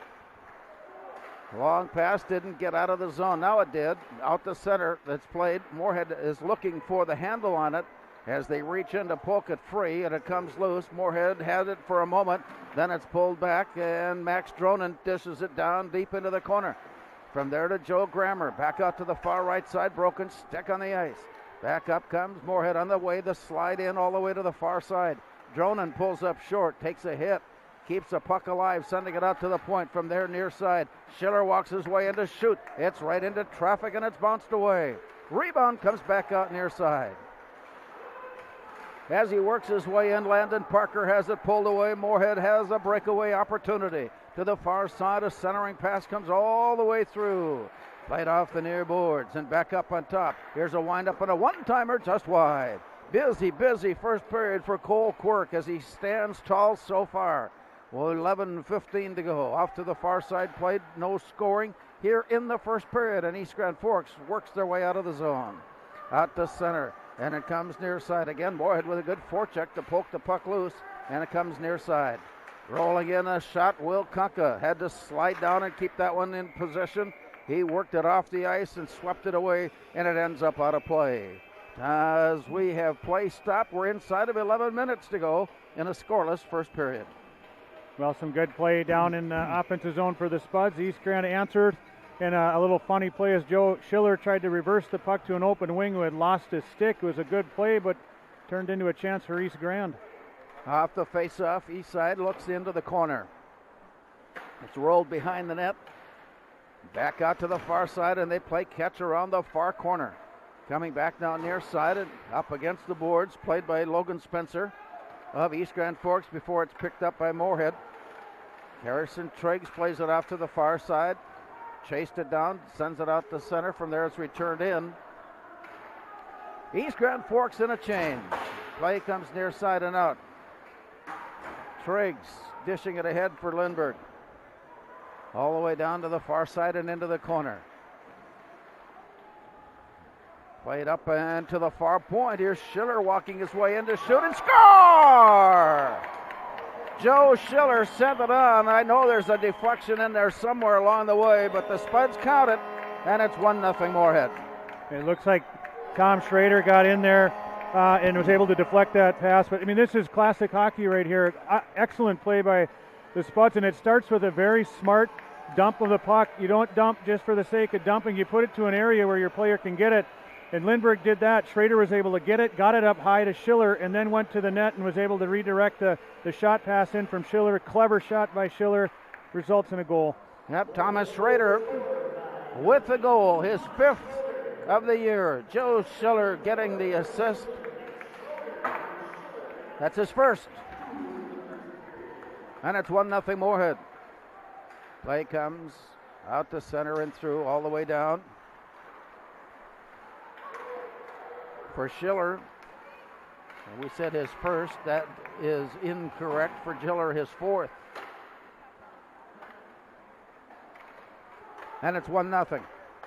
Moorhead again centering and tossing all the way down. Play rolls in behind the net. And both teams with a very aggressive and quick pace to the start of this one here tonight, finding Moorhead to jump up first. Play goes down into the corner. They scramble for it there. They battle for it as it's poked between players and finally comes up. And a centering pass that got all the way through. It was so hard throwing that the Moorhead defender or offensive player right at the top of the slot just did not have a chance to play it. And back up ice, here comes the Spuds. Aaron Ryerson off to the far side.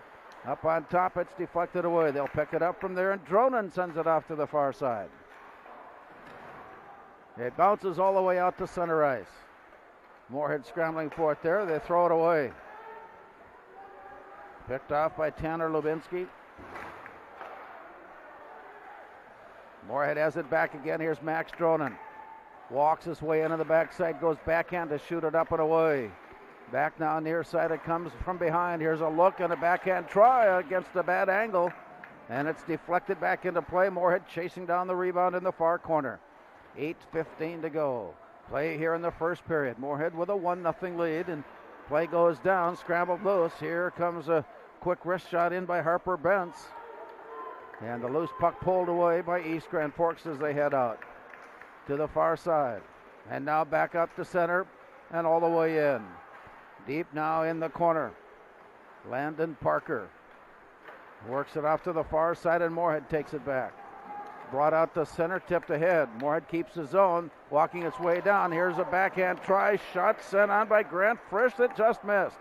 Moorhead again getting some good looks on breakaway tries and touch-up passes. Here's a play down on the ice and swept away. Moorhead turns, shoots, and the rebound goes behind the net. That shot came from East Grand Forks, and the play comes back out near side. Out to center, turn around, and a long shot from the center ice circle. Scooped off the ice by Will Kunka, who feeds it back out into play. Back out to center. Here's the return in by Gavin Avery. To the far side, it got away. Grant Frisch, Moorhead, and Avery chasing it down. Spun back to the near side. A between the leg backhand pass. Here's a windup and a shot. Kunka with the save. Out it comes. On the hard rebound, Moorhead brings it in, then overskates the play, and it's returned by East Grand Forks. Gavin Avery couldn't get there. Joe Schiller could, and Moorhead has the puck back.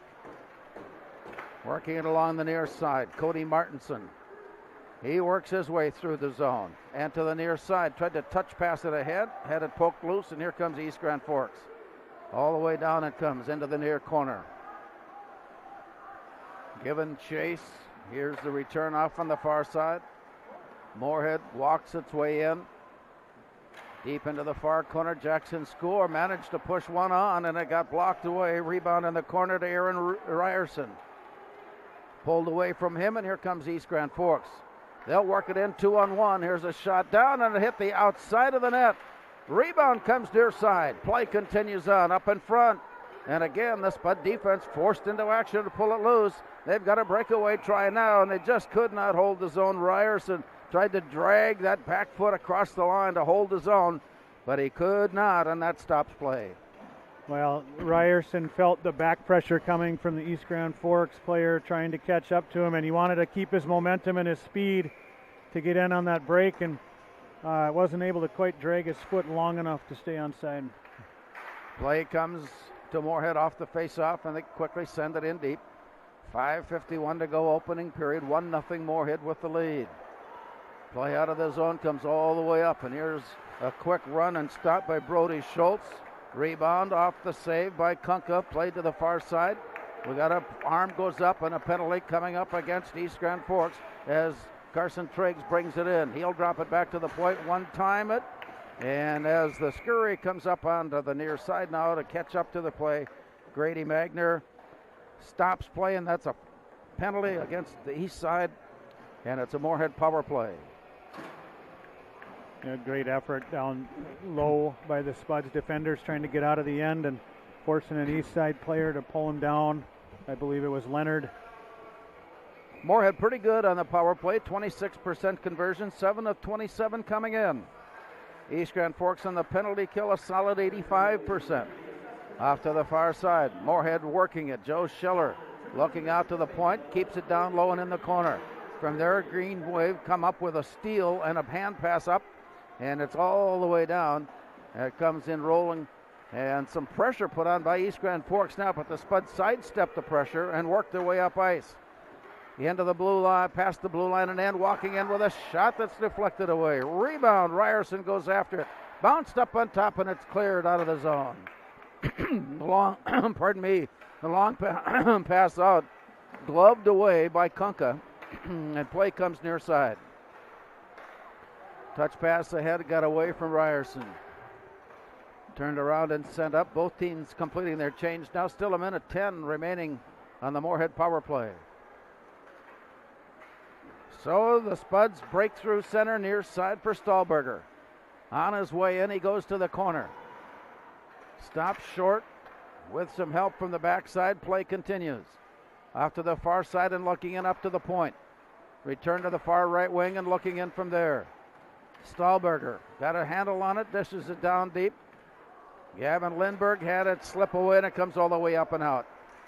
A race for it there, and the Spuds do play Grant Frisch, just getting there in time.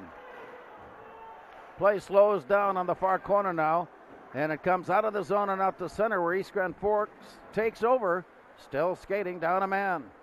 Play comes all the way back up ice. Running down now from 20 seconds on the Moorhead power play, but East Grand Forks setting up shop.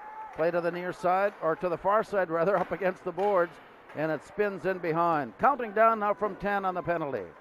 Working its way along all the way across.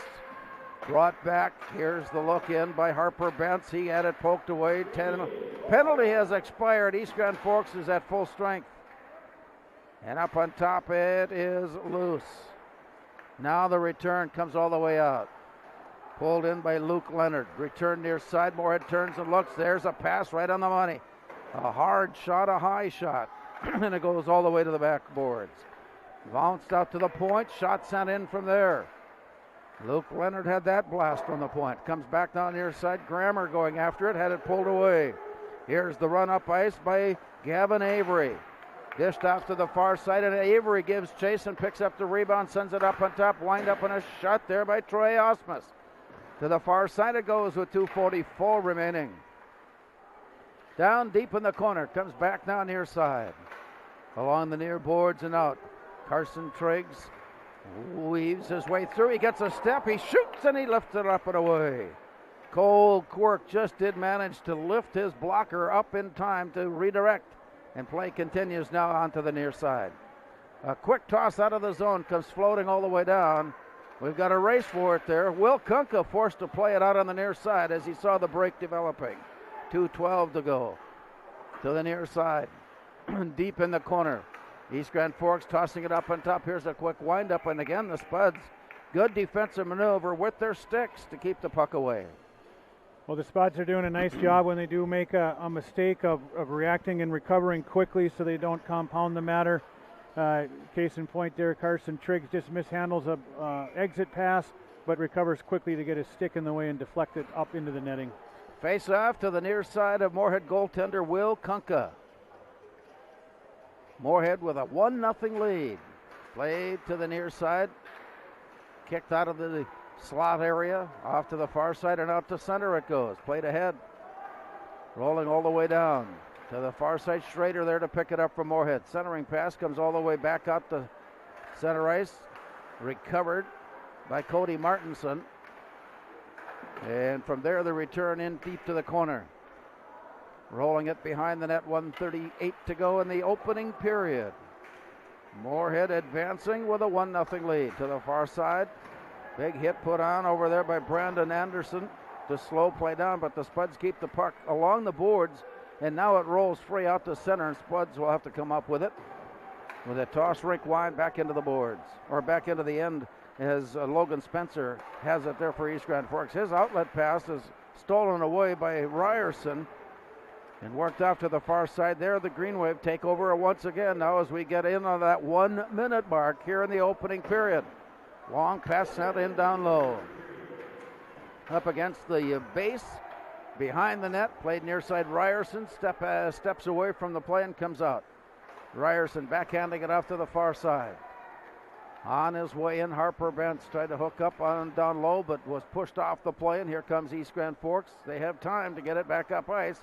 The pass is intercepted, however, by Ryerson. He walks his way in and feeds it off to the far side. Had his stick pulled up and comes back to East Grand Forks. Here's a windup and a shot. And the touch shot right on goal by Tanner Lubinsky is just wide. To the far side, it plays down deep into the corner.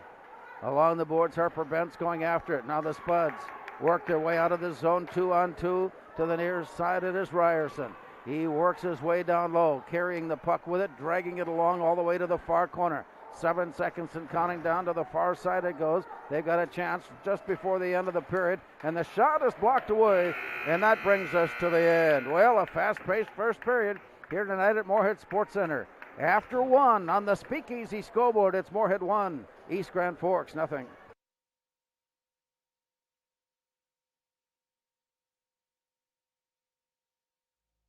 Get up. Your dreams don't hit snooze. Because if you snooze, you might miss your opportunity to improve your craft, to put in the work. Your opportunity to be the best.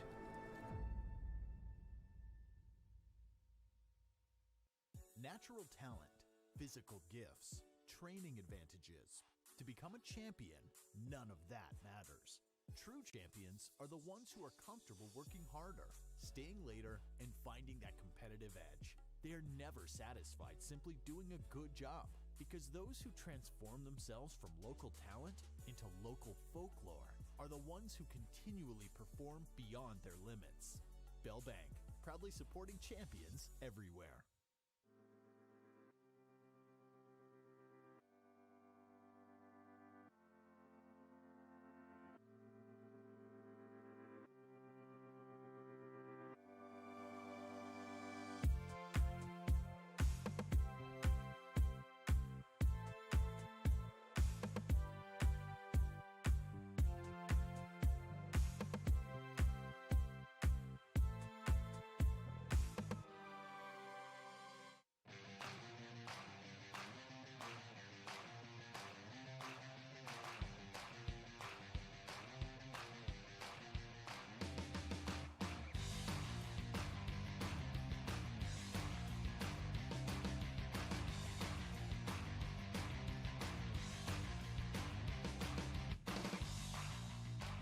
Your home for Boss Snowplows is Burt's Truck Equipment on Highway 75 North in Moorhead.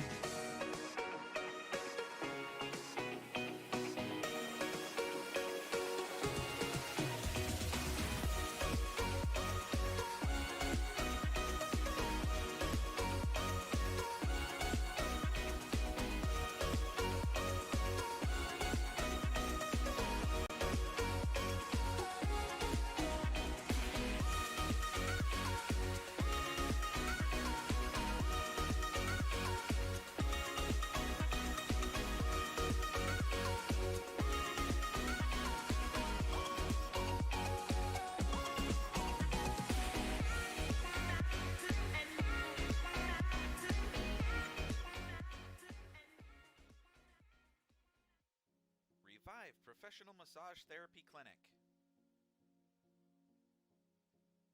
Locally owned and operated. Open 7 days a week, day, evening, and same-day appointments available. Couples massages also available. 20 highly trained professional licensed massage therapists on staff. Now with 2 locations, South Fargo and Detroit Lakes. Offering online booking and online gift certificates. www.reviveprofessionalmassage.com. The Moorhead Spud Boosters support students at Moorhead High School involved in co-curricular activities. Your membership in Moorhead Spud Boosters directly benefits Moorhead's student athletes, celebrating 40 years of supporting Spud athletics.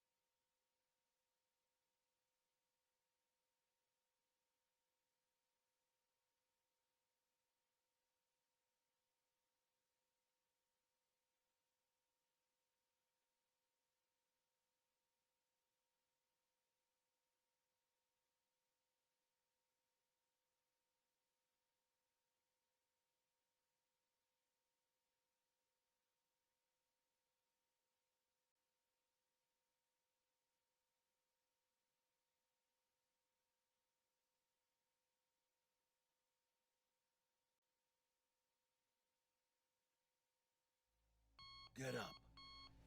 Your dreams don't hit snooze. Because if you snooze, you might miss your opportunity to improve your craft. Put in the work. Your opportunity to be the best.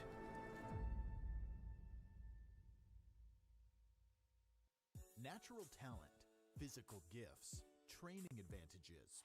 To become a champion, none of that matters. True champions are the ones who are comfortable working harder, staying later, and finding that competitive edge. They are never satisfied simply doing a good job, because those who transform themselves from local talent into local folklore are the ones who continually perform beyond their limits. Bell Bank, proudly supporting champions everywhere. Natural talent, physical gifts, training advantage.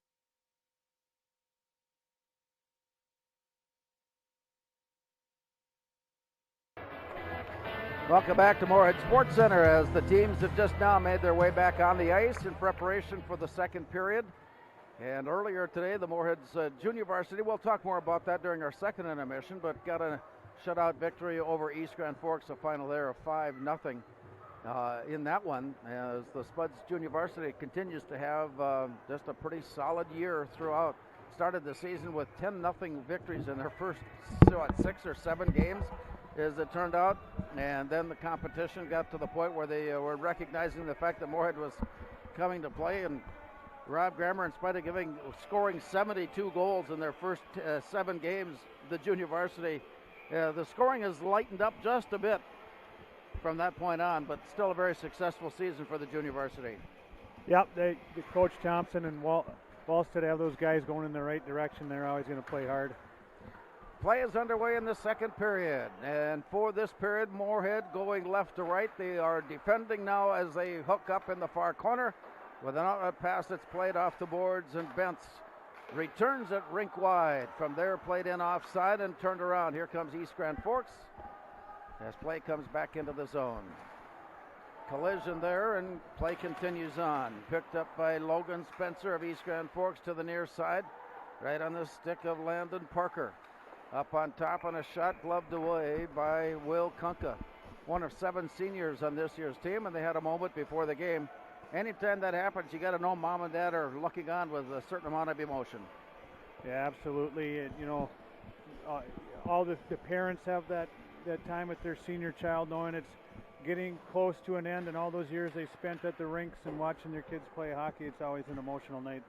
Just underway, second period. Play off to the far side, rolls out to the point, then a quick return down low, but just wide. Kunka watched it sail by. It comes out to center. East Grand Forks picking it up, cycling back into their own end before turning it around. This one is picked off by Creer, and it goes right back now to the near side. Well, we saw the two teams get off to a fast start at the start of the game here tonight, and so far this second period is somewhat the same pace, but neither team right now looking or has gained any kind of advantage as it goes back and forth. Playing out of the far side, pulled off the boards by Zach Stocker. Tied up, loose, deep into the far corner. Colby Creer picking it up from Moorhead, brings it near side. Ian Ness works his way with a pass to Lindbergh and in. Holds the zone barely. Lindbergh carries it all the way down into the corner. Cycling behind the net, plays it back out on the near side where it's intercepted. Long rink-wide pass results in an icing call, stopping play. We are just underway early in the second period. Moorhead with a first period goal from Thomas Schrader holds the lead at 1-0. Notice in the second half of the first period, and again early on here in the second period, the Green Wave has picked up their physical play, and they are finishing their checks heavy on the Spuds. Look for them to continue to do that, see if they can wear down the Spuds a little bit. Play to the near side, drawn out near the point. Martinson giving chase. Schrader pulling it loose, taken away from him. And here comes East Grand Forks, but here comes Martinson. Managed to hold his zone, gives it near side, and Stahlberger moving in. Had it poked away just as he was ready to pull the trigger. Moorhead goes back up on top, high in the slot and off to the far side. Joe Grammer deep into the corner. circles the net and comes all the way around to the near side. Then goes to the slot, and it's pulled away there. Sent back in from the far side. Dish down deep in the corner. Carson Triggs had it for a moment. It's pulled away from him, and the battle in the corner continues as they try to scrape it loose. And don't be surprised to see the whistle stop play, but at just that moment, Stahlberger pulls it loose and comes up with a backhand shot up on top, and it rolls away. All the way to the far side it comes now. All the way it goes down, deep into the far corner. Walking his way in, deflected loose. All the way down. Moorhead regrouping from there, sending it up on the far side.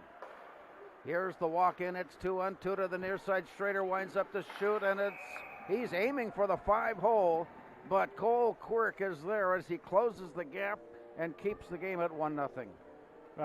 Nice little walk up the ice from the Spuds, starting with the defensemen Schiller and Grammer playing a little bit of clever give and go down low to create just enough space to come out of the end, and then a nice play up the ice from Stahlberger over to Schrader, who had a really good look. To the near side, down deep in the corner. Played down low. Max Jonan had it escape, and it goes off to the far side. Picked up, turnaround shot, blocked away. Into the corner it goes, and it comes back near side. Along the boards, they battle for it there, and it's still, we've had a lot of scrambles, a lot of scrums here as the two teams battle for that loose puck along the boards. Picked off the boards and sent rink wide, and that'll result in icing. Eastside's tried a number of those long passes up the ice and unable to connect on a few of them, resulting in an icing, and they may be happy to take those icings. Maybe they like their chances in the face-off circle in their own end, but it could bite them a little bit if the Spuds win these face-offs and create some offense. Out of center ice. Played now by Triggs. Got away from him. Ness had it for a moment. Played off far side. East Grand Forks pulling it loose, and it's deflected ahead and all the way down.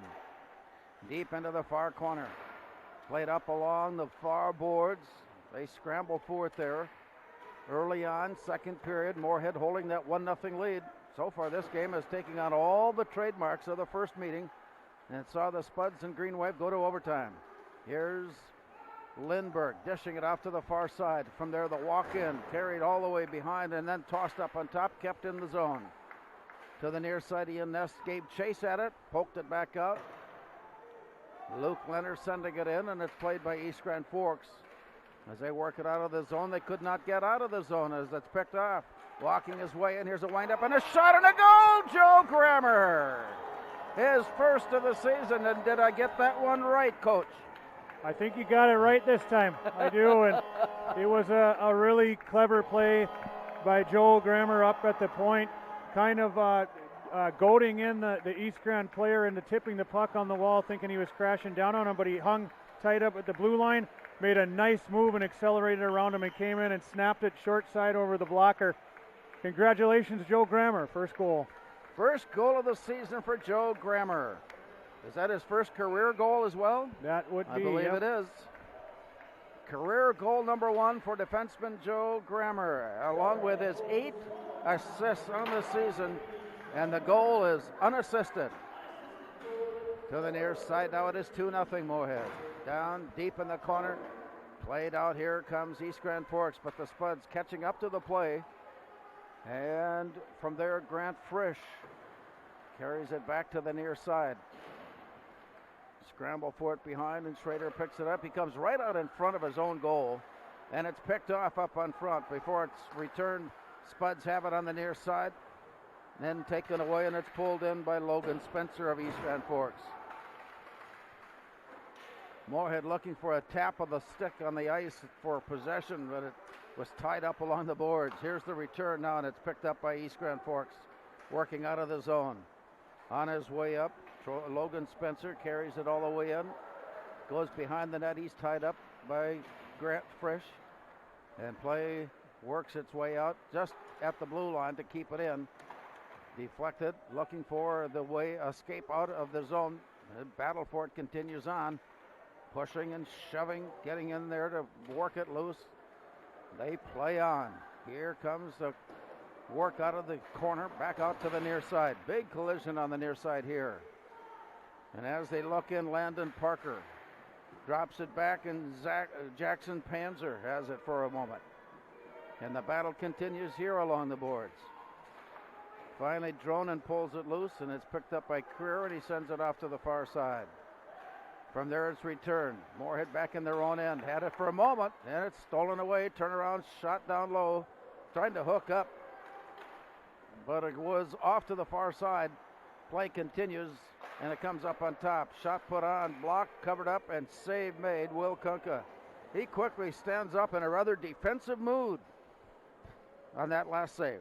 Well, Trey Osmus had snuck down from the point, one of East Side's highly skilled and talented players, and looking to change the complexion of the game a little bit. He went in pretty hard to irritate Kunkka very intentionally on that play, and Will took some exception to it, and some of the Spud defenders came to have a conversation with Mr. Osmus. Nothing more than that, and it stays 2-0 as Joe Grammer picks up the puck and rolls his way out, and then got turned around, and it goes down deep in the corner. Before it's played up on top, Moorhead works it out to the near side.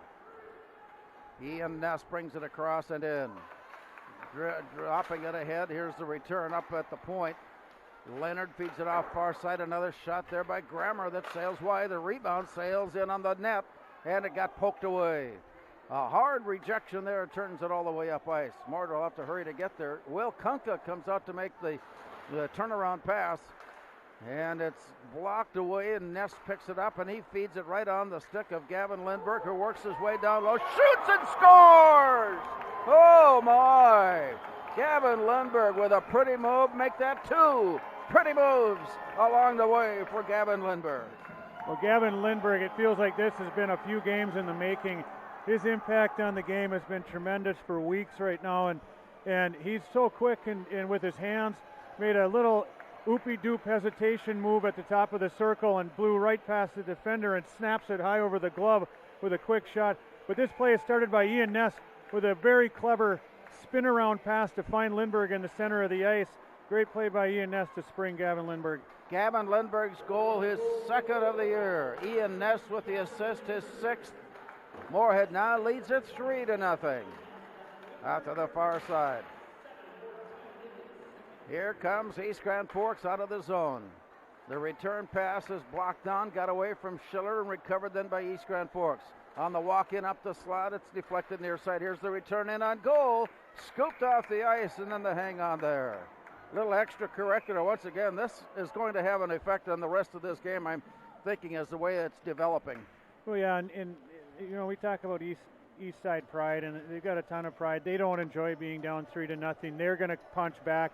There's a lot of time left in this hockey game, and they will do whatever they need to do to try to change the complexion of the game and get back into it. And it turns out, with their aggressive play at the net, it did draw a penalty as Joe Schiller took exception to their action, and the refs caught the retaliatory shove that Joe gave, and Eastside will go on the power play. Coming into the game, to Moorhead's penalty kill was 34 for 37. That's 92% in execution of the penalty kill. And so they are skating a man short now. While the official out there is having words, an extended conversation with Joe Grammer. I think he was just explaining things, it appears. Yeah, generally in that situation, you're looking at coincidental penalties in a scrum in front of the net, but I'm sure that's what Coach Hammerman was questioning. Roughing is the call on Schiller, which gets him 2 minutes at side ice. Off to the far side, now high in the slot, Logan Spencer sends it in. And the save scooped off the ice. Stops play with 9:02 to go. Moorhead has worked their way to a 3-0 lead. Thomas Schrader in the first, Joe Grammer unassisted, and Gavin Lindberg here in the second. Face off on the far side. Down deep in the corner, pulled in by Luke Leonard. It's tied up, then they get a skate on it and kick it free. Max Dronen comes up with it, and he'll send it out of the zone. Picked up by Logan Spencer deep in the near corner before he turns around and heads up. On the walk in, here comes Landon Parker. Pulls up short. backs his way down into the corner, and they look in from there. They exchange down to the far side. Moorhead taking a poke at it, and it comes out on top from the far point to the near point. Landon Parker drops it way up on top for Logan Spencer. And so the return now to Landon Parker. He's got a blast, and that one is blocked away by Will Kunka. Play to the far side, returned. Less than a minute now showing on the Moorhead penalty.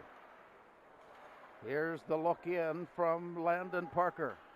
Still stick-handling his way before sending it up on top to Logan Spencer. Back to Parker. Down deep into the corner. Up on top, Spencer winds up to shoot it. Hit traffic. Moorhead blocked it on the way in. And then redirected it out to center ice where Logan Spencer returns it. To the near side now for Landon Parker. He got tied up on the play, and it comes back to the near side. Along the boards, up on top. Winding in, brought back near side. Here's a pass to the far side. Shot goes in and scores. Perfectly executed play from the near point to the wing on the back side of the play, and that puts East Grand Forks on the board. A critical play on that power play for East Grand Forks is when the Spuds blocked the shot up top. It got about halfway to the net, and they tried to clear it, but actually hit Gavin Lindberg in the clearing attempt, which didn't allow the Spuds to get a change, and by that time, the Killers were plenty tired and exhausted and unable to maybe react as quickly as they would have liked to, and Landon Parker took advantage of it. He's got such a quick stick and a good ice vision to find, I believe it was Osmus across the box for a one-timer. Trey Osmus getting the goal, assist to Landon Parker and to Logan Spencer. And that makes it a 3-1 hockey game.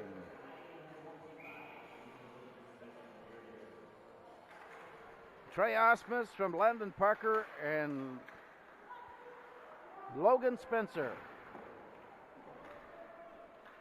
Play continues on now with time of the goal at 9:25. To the far side, it's pushed along the boards. And chased out at center, taken back by Moorhead momentarily. It comes to the near side. Here's the look in by Cody Martinson. His shot got blocked away.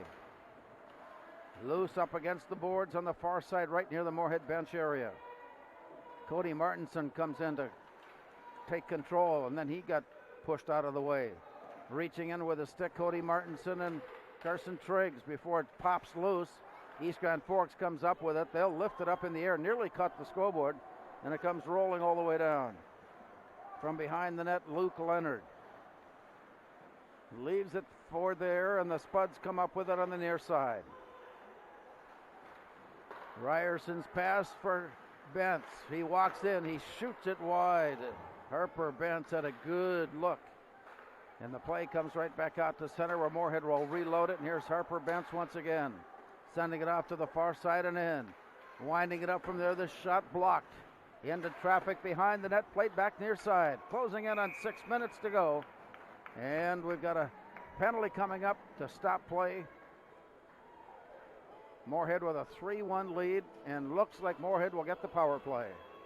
Well, the Spuds' ability to come up the ice and the patience to find their players through the neutral zone is causing fits for East Side and really working well for the Spuds, and not only creating on the rush, but then getting zone time and pressure down low, and all of that eventually is going to wear you out and cause you to chase a little bit, and that's what happened for East Side there, and the Spuds drawing a penalty on their heavy forecheck pressure. Brandon Anderson with the penalty. Moorhead off the faceoff. High sticking the call on Brandon Anderson. Skating shorthanded, can't clear the zone. Now it's pulled up and pulled into center by Landon Parker, and he carries it all the way down. He got worked off the play nicely before the return. Back now, rink wide, and off the far boards, brought in Moorhead. Down deep in the corner, pulling up short, tried to dish it back out to the point, didn't get enough on it, and it's taken back by East Side, and they dump it in. They'll change quickly as we go down inside the 5.5 minute mark here in the second period. Harper Bentz's pass got blocked, and it's sent back out all the way down. And from there it's picked up by Joe Schiller. Sets up behind the net. 58 seconds to go on the Moorhead power play. Play goes down, play continues on. And it's swept away by East Grand Forks. Picked up by Colby Creer. 3-1 Moorhead. Play on the near side, Spuds. Try to work it out against the pressure applied by East Grand Forks. Here's a shot moved on, and the rebound is blocked away. Into the near corner. Now behind the net. East Grand Forks to pull it loose, and it comes out. Creer has it in the corner. Carried around to the far side, 15 seconds. On the Moorhead power play, Creer goes all the way back up ice to pick it up. 4:15 to go in the second period. Moorhead with a 3-1 lead. Things will even up here momentarily as the tap of the stick is heard. And Green Wave have worked off the penalty. To the near side. Play up on top originated from Grant Frisch as he carried it down. Now East Grand Forks dropping it back to the point, and then sail in is taken away by Schrader. He got stumbled momentarily but recovers and comes back out, dishing it ahead. To the near side, the walk in by Martinson. He walks his way down low, carries it with him. Now backhands it up on top, blocked away. Scramble forward in the goal mouth, and it's pulled away by East Grand Forks. They dodge a bullet, a big bullet. And on the way up ice, icing is called to stop play. 3-1 Moorhead with the lead. That was a golden opportunity that got turned away by Quirk. What a great burst of speed from Cody Martinson. Coming up the right side on his offhand. He's able to get the edge on the defender, tuck the puck in behind him, and crash hard to the net. And then there's a party in the paint where there is 3 East Side players and 3 Spuds and a goaltender and a loose puck. And as you mentioned, very fortunate for the Green Wave to be able to clear that one. Play back out to the point. It jumps over the stick of Luke Leonard. He goes back, pulled away. It comes right back to him, and now he settles it down with a pass off to the far side. Out of the zone comes Harper Bentz. Touches it ahead, sails it wide of the goal, and it comes all the way back out. From center ice, Moorhead will have to touch up on the play as they stick handle it loose. Taken back now by East Grand Forks and off to the far side. Battle for it. Joe Grammer goes there to pick it up. Brings it near side. Harper Bentz feathers it ahead. Play goes down. We've got a penalty for holding. Moorhead will go back on the power play. There again, when you have such good speed coming up the ice and such great effort to try to get in behind the defenders, at some point they have no choice but to hang on a little too long and pull you down. And credit to the Spuds with that kind of speed and pressure up the ice and drawing another penalty. 2:51 remaining. Shots are just about equal. 14-13 Moorhead to have that one shot advantage. Here's a shot set in and blocked and saved by Cole Quirk. Nice job by Colby Creer to settle the puck, get it across to Frisch. And Frisch sees traffic in front of the net, so he's going to make sure he lays it in there and gets it on net where his forward can do something with it, and Lindbergh tips it just over the net. Face off, stick side of Quirk, and it's worked out of the zone. Back up ice, Will Kunka sweeps it off to the far side where Grant Frisch picks it up. He's being bothered. He's forced to go behind the net, and he still sets it up there. Frisch comes near side with a pass right in front of his goal mouth. Out it comes to Lindbergh. He'll chase it down into the near corner. Poked away but recovered. Creer with a shot, a hard shot. Rebound comes back up on top and sent in. Here's Creer again to the backside, winding it up to shoot, and it's missed, and it's blocked out in front. Recovered by East Grand Forks. 2 minutes to go in the period with a long pass in with 1:08 to go in the penalty. Played near side. Spuds trying to set up a scoring opportunity with the extra skater as they go off to the far side. And in. Lining it up from there, drop back to the point, quick return down low. Into the far corner, Harper Bentz steering it away, and it comes out of the zone by East Grand Forks as they took a quick swipe at it, and meanwhile it comes all the way back to the near side. Harper Bentz brings it in and through, sails it and then drops it back. Here's a wind up and a pass near side, dropped off to the back, and now a shot into traffic, and it's blocked away by Landon Parker, and it's sent up ice. 27 seconds on the East Grand Forks penalty. Moorhead will try it again as it goes rink wide and tapped ahead. Recovered down in the far corner by Max Dronen.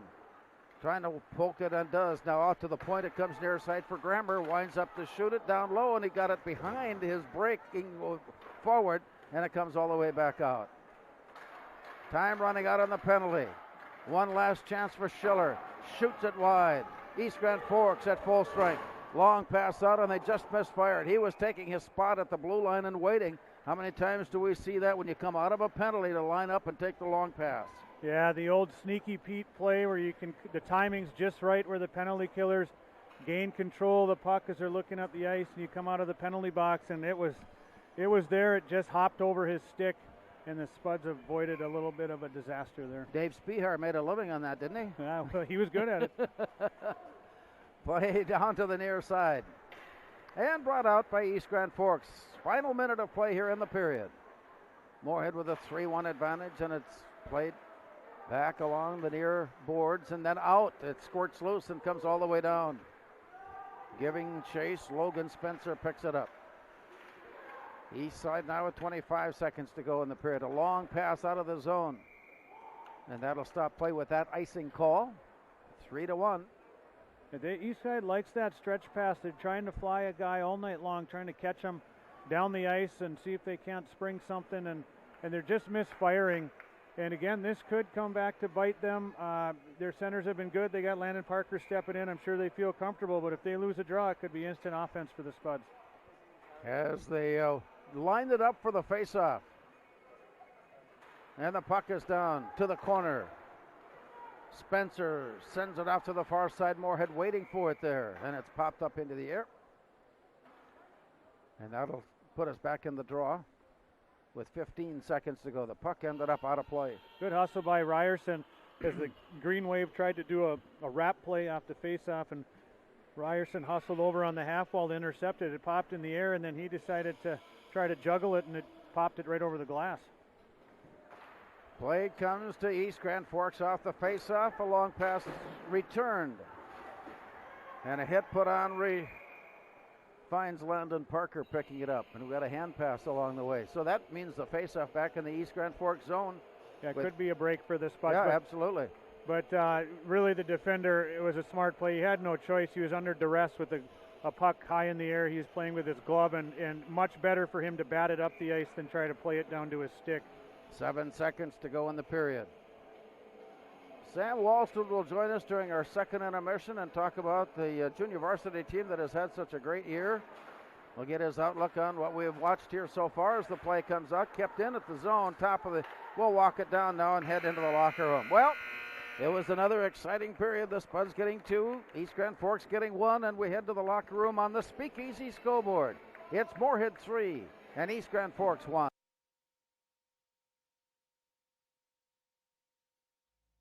Get up. Your dreams don't hit snooze. Because if you snooze, you might miss your opportunity to improve your craft. Put in the work. Your opportunity to be the best.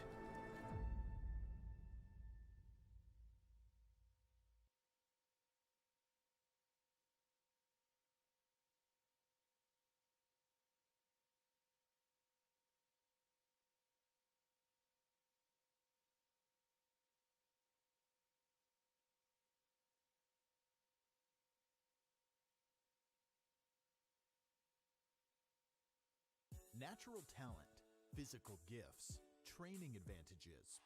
To become a champion, none of that matters. True champions are the ones who are comfortable working harder, staying later, and finding that competitive edge. They are never satisfied simply doing a good job, because those who transform themselves from local talent into local folklore are the ones who continually perform beyond their limits. Bell Bank, proudly supporting champions everywhere.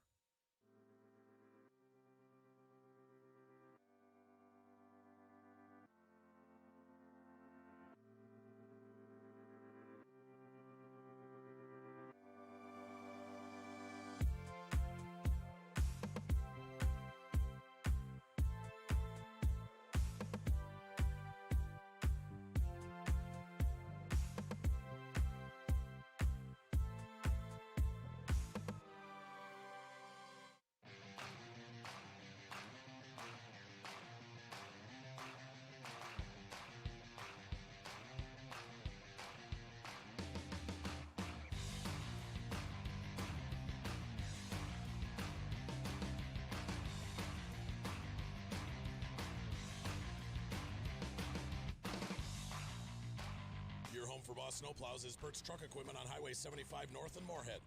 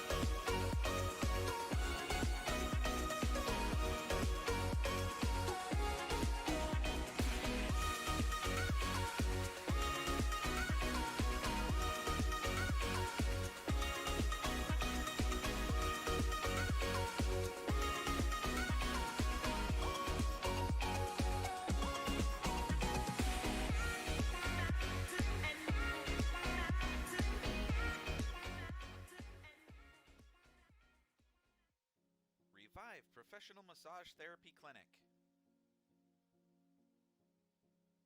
Locally owned and operated. Open 7 days a week, day, evening, and same-day appointments available. Couples massages also available. 20 highly trained professional licensed massage therapists on staff. Now with 2 locations, South Fargo and Detroit Lakes. Offering online booking and online gift certificates. www.reviveprofessionalmassage.com. The Moorhead Spud Boosters support students at Moorhead High School involved in co-curricular activities. Your membership in Moorhead Spud Boosters directly benefits Moorhead's student athletes, celebrating 40 years of supporting Spud athletics.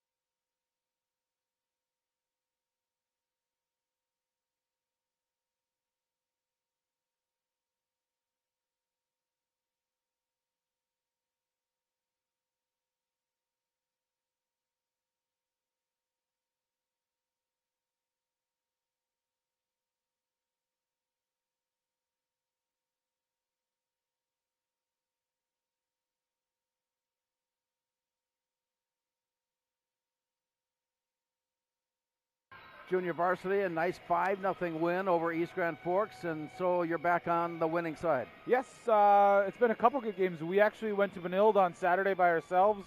Got a good win down there. That's kind of weird, just JV only. We took our own bus, went to St. Louis Park like we always have. Had a good win there, and then we came out ahead tonight.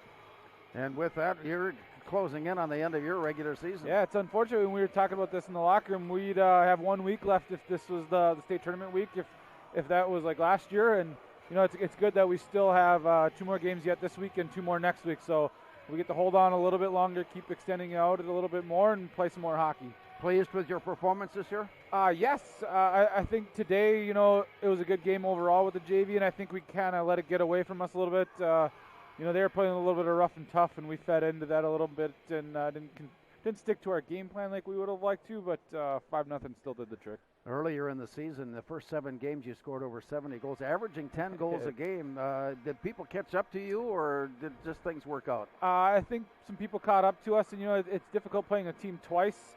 You always benchmark it as to how far a team's come. Like, the first time we played them, it was this score. How hard have we worked up until the next time, and they came out hard. They hit everything in sight, and they played right into just kind of beating us all over the ice, and we fed off that, and we didn't get a lot done like we thought we would have liked to have. Nice little talk in the locker room afterwards. Yeah, a couple times. Yeah. But 5-0 still not a bad. 5-0's a nice win, and that was in junior varsity play. Coming up is the third period here of varsity competition. Moorhead with a 3-1 lead. I suspect that Palmasino and the coaching staff, they're going to have some kind of ideas on how they want to catch up to the Spuds. Yeah, I think they kind of want to track meet with Parker and Panzer. They like to toss the puck and get behind the defenseman. That's just, we got to play back a little bit, not get caught watching the puck a little bit, which is happens from time to time. But I think if we control the puck down low and continue to play like we have been, and we should be okay. Certainly the pace of the game is going to decide this third period. Yes, it's been a very quick game, and I think if we're playing fast and controlling the play a little bit, I think we'll be okay. Our thanks to Sam Walston for being with us, as Moorhead is holding a lead here at the end of 2 periods of play. We'll return with the drop of the puck on the start of our third period after this timeout on the Speakeasy scoreboard. It's Moorhead 3 and East Grand Forks 1.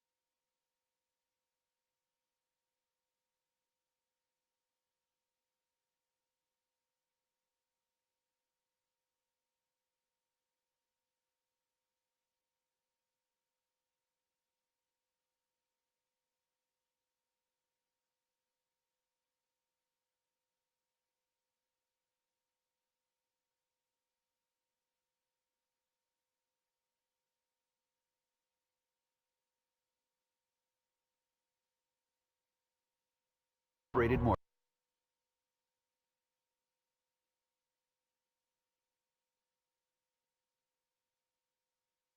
Face off to start the third period. It goes into the Moorhead zone. It got turned around. And as East Grand Forks tries to line up a shot, we've got a penalty right away, and we've got tripping coming up. Yeah, once again, the Spuds will find themselves on the power play.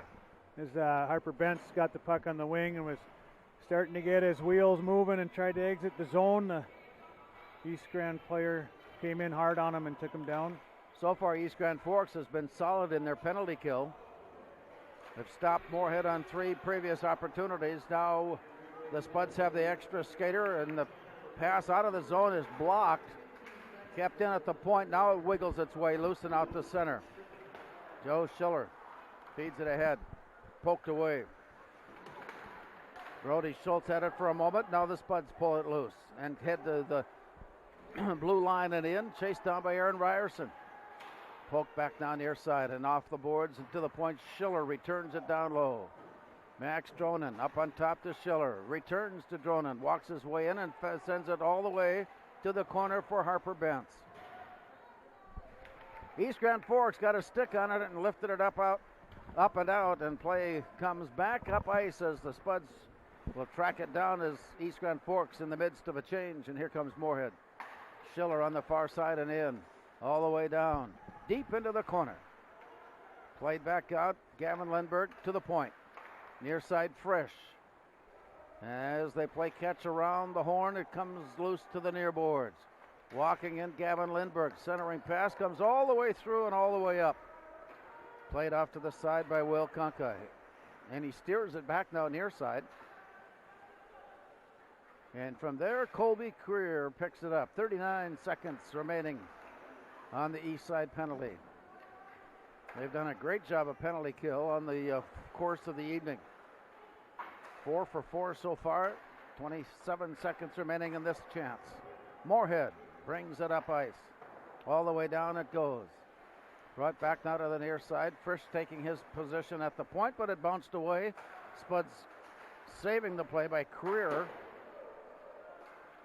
And with that long pass into the corner, it's played off to the far side. A battle for it there.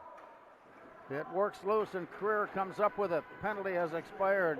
East Grand Forks back at full strength. Here's Colby Creer to the far side, and as he approaches the blue line, taps it in and he heads off. Back to the near side early on third period. Bouncing it out to Grammer. Got his first goal, season and career earlier tonight. Long shot sent on, blocked away by Quirk. It goes off to the far side. Moorhead stick handling it before it's tapped into the zone. Race down to the near corner, and it's battled for there. As they tie it up along the boards, another one of many scrums that we have seen tonight as they try to take control of the puck in the corner, poking and prodding its way along. Finally it comes off a skate, off a stick, and out into play. Moorhead again chasing it down. Grammer takes it back. Backhanded down deep into the zone as Dronen goes in pursuit. He's tied up in the corner. Max Dronen works his way up on top. Cycles it off to the far side, and Dronen works his way in from there. Backhand shot blocked away. It was right on goal, but steered away, and the save bounces out to center ice. Played now with 13:33 to go here in regulation. Comes out to the near side and out.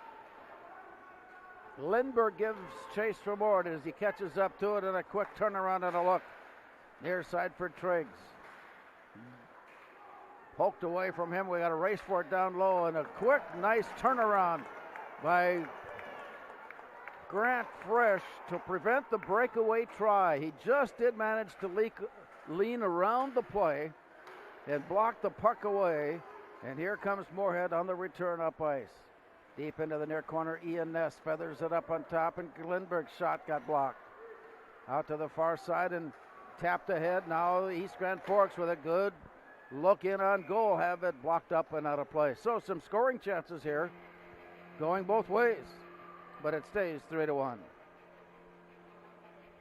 Nice job by East Grand Forks to counterattack and come up the ice, and the ever dangerous Jackson Panzer got loose, but Grant Frisch was able to make a sprawling play to knock the puck off of his stick. Panzer comes back down the ice, tries to get around Joe Grammer, and Joe Grammer rides him off the play, but the official says the puck had gone and he's going to get an interference call. So once again, now East Grand Forks with the extra skater. Moorhead penalty here with 12:40 remaining. Play comes near side, up on top, one time, shot into traffic. Walked off to the far side and to the point. Here's the look in by Logan Spencer. To the far side, it's a walk-in down low, and he looks up on top. Here's a wind-up and a shot, return down low, deflected on the rebound. It comes up on top. He'll try it again. He walks up the slot, and a nifty glove save. Rather casual approach, don't you think, from Will Kunkka? Well, if teams are watching video, you should know by now you don't score often on Will Kunkka's glove. And we talked about his baseball background, and that's a real thing. You see him catch those very casually. He's very comfortable with the glove. Also scooping pucks, bouncing pucks off the ice.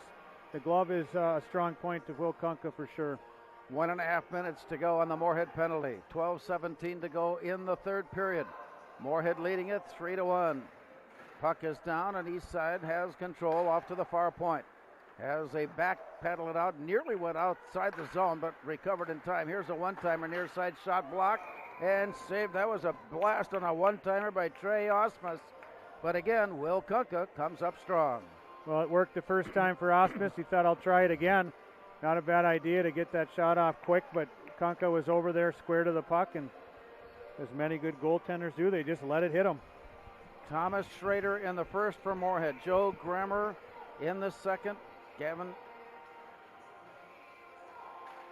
Lindbergh for the Spuds in the second. And Trey Osmus in the second for East Grand Forks. 3-1 Moorhead. And so the East Side set up their power play out to the far point. Working it all the way down. And off to the far side. It's played off the boards.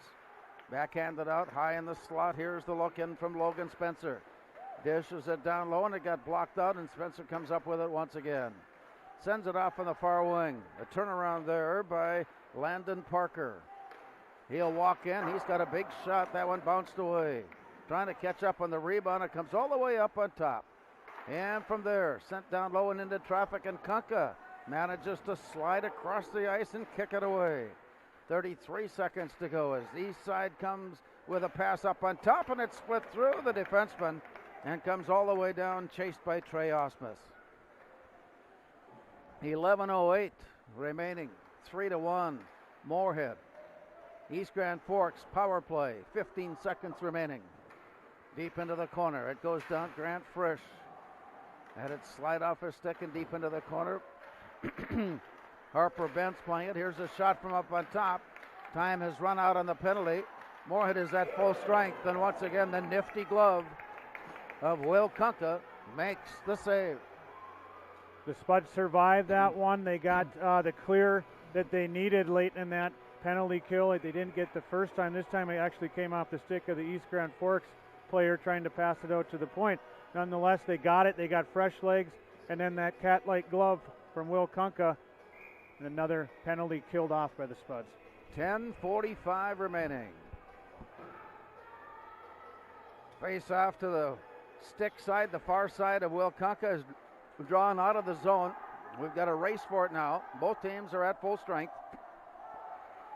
And for the Green Wave, a long pass up, and they'll get the icing call here. He was trying to hook up with what you call a stretch pass, only this one got stretched a little beyond the player. Stretched a little too far again.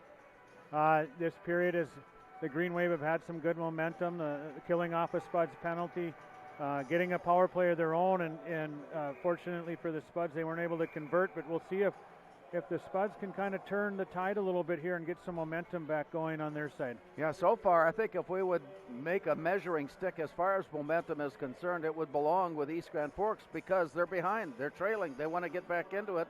Little extra step in their, jump in their step as they approach the final moments. That's for sure, and you know, Moorhead knows they don't have to score again at this point to win the game unless Eastside does, so they are going to be less likely to take chances. However, you don't want to turn into playing casually, and I think that happened a little bit, especially with the power play. You can tend to get a little casual in your play when the reality is that's where you got to get a little bit more urgent until you can get it set up, and that kind of that kind of feeling is just kind of continued on into throughout the start of the third period here for the Spuds, and we'll see if they can turn that around once play resumes again. And it looks like, Larry, we might have a little ice repair going on something with the I peg. think one of the pegs got knocked loose, and they're trying to re-ice it and refirm up the peg. And so as that goes on, a reminder that East Grand Forks continues their season on Thursday when they host Warroad, and that is a big battle there, as those two teams likely are going to battle it out for a trip to the cities. Yeah, and you know, you want to send a message with the type of play that you're going to come into the playoffs with in that type of a game. And if one team can come out and assert themselves and show that they have the upper hand in the matchup, they're certainly going to try to do that in that late season matchup before the playoffs. Meanwhile, Moorhead on Thursday makes the trip north, and they'll take on the Rams. Another overtime decision there.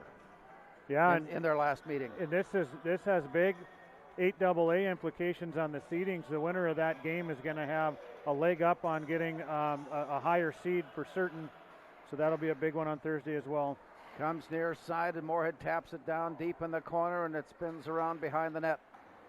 Chase now back, and it comes back to east side, and they pound it off the glass, and it comes all the way to the near side before it plays out and bounces away where the Spuds are there to pick it up. Reaching forward, it's into the zone, and now the call is made. There was a bit of a late call on the near side, but from our vantage point, it certainly appeared that there was an offside forthcoming. You know, I don't know if this is the case, but I have seen it throughout high school and youth hockey this year where on occasion the official has trouble getting their mask down or blowing their whistle through their mask. And he certainly wanted to call the offside. It just came a little late. Off the face-off, it's drawn and back into the zone for East Grand Forks, and the outlet pass comes all the way down and through. Played back out of the near side as Joe Grammer picks it up. Circles behind the net. From there, the outlet pass on the far right wing, trying to bring it back out to center. Spuds do manage to, and that was Gavin Lindberg, who just did manage to keep his balance on one skate, bringing the puck with him. Now it's pulled away, and here comes East Grand Forks. Spuds getting a stick on it. Here's the poke away by Luke Leonard. Moorhead brings it near side, and Joe Grammer. Nice touch pass ahead. Walking his way in, Gavin Lindberg tries the return for Triggs. It's rejected. It goes off to Harper Bentz. His centering pass deflected towards goal, but deep into the corner. Long rink wide, and it bounces out to center. Spuds will have to touch up as Grant Frisch pulls it in. Change is being made. Moorhead. Here's Triggs. Triggs goes down, and as he tosses the pass in, he heads off, and play continues at center ice where the Spuds turn it off to the far corner. Then pulled away off the boards by East Grand Forks. And as they walk in, they carry it down deep into the corner. Inside of 9 minutes to go. Play up on top. Shot. Had a good look at it. The corner was open, but the shot sailed up and away. So east side scrambling up on top. Here's the turn.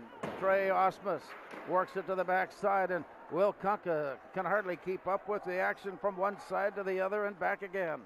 Outlet pass comes up, and Trey Osmus takes over for East Grand Forks. Play to the near side. Here's the walk-in and a centering pass right off the stick of Jackson Panzer.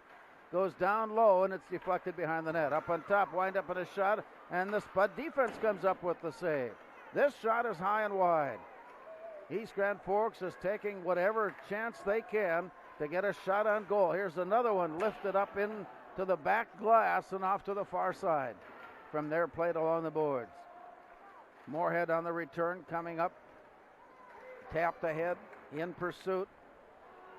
Aaron Ryerson sends it off to the far side. Now East Grand Forks, they pull it off the boards. Moorhead on a nice recovery by Justin Stahlberger. Takes the play back and tosses it deep into the zone.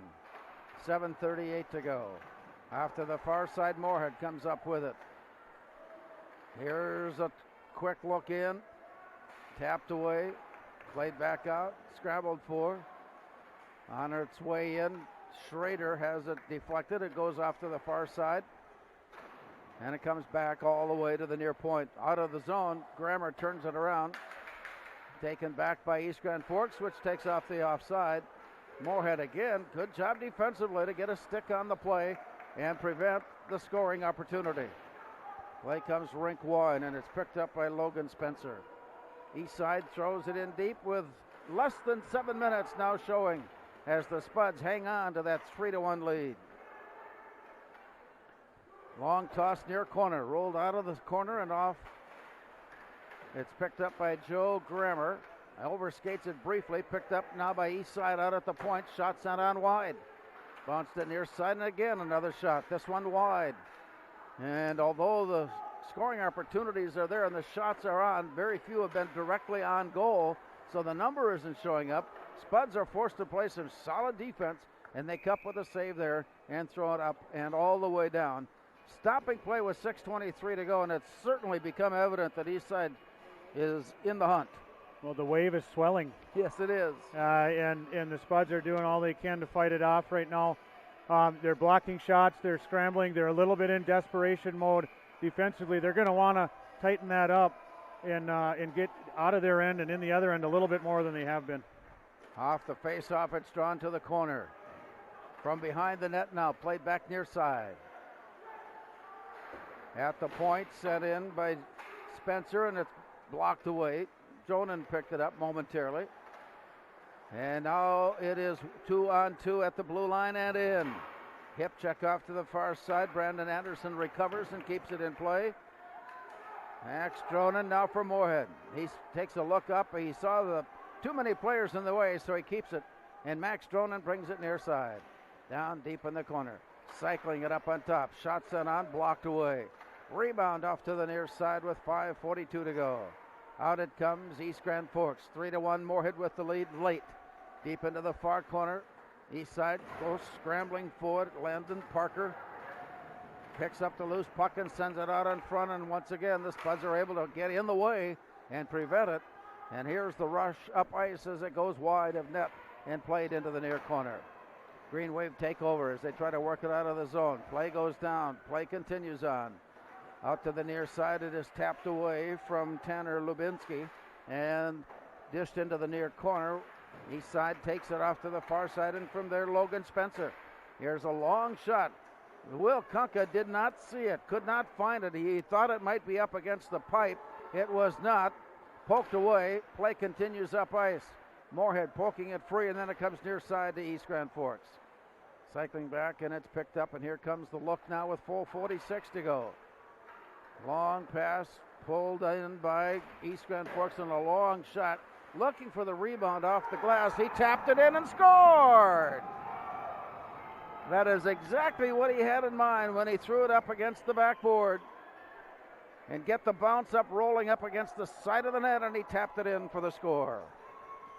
Yeah, and it has been a wave of pressure from East Grand Forks where you can get a goal like that when you've got the other team under that kind of duress. And you keep the pressure on and keep getting the puck down low, and eventually they're going to wear out and a mistake's going to happen. And it was a goofy goal. They just got in there, bounced off the end wall, chipped it back towards the net, bounces off some players, ends up crossing the line, and we got a one-goal game again. Unassisted goal for Tanner Lubinsky. And that brings East Side into one, or within one rather, at 3-2, and that was an important goal as far as East Grand Forks was concerned to close the gap, making the final minutes of play rather tentative. Yeah, and I felt from the beginning of the period on, as we mentioned before, there was a lack of urgency in the play from the Spuds. It carried all the way to the point of now East Grand able to capitalize and get a goal, and we'll see if they are able to ratchet the intensity back up, and we know East Grand will. That goal, Tanner Lubinsky rammed it past the goal mouth into the backboards, picked up his own rebound, and tipped it in. Meanwhile, East Grand Forks continues to put on the pressure. They have absolutely heightened the tempo of their game here in the third period. They have, and great forecheck pressure from the Green Wave to create another turnover. The puck pops up to the point. I don't not believe Will Kunka saw that shot. There's a lot of traffic, but again, great positioning can alleviate that problem if you can't see the puck. Will was right there, and it hit him, and he was able to cover it up. 4:04 remaining. Play comes out and brought near side. Colby Creer ridden along the boards, lost it out at the point. Here's East Side. Wind up in a shot, nice block down on the ice by Creer. Big collision into the near boards. Scrambling in for it. Career had a stick on it, then pulled away. Up on top, it goes all the way through. Off to the far side, Grant Frisch drops it back. Spuds take a look up.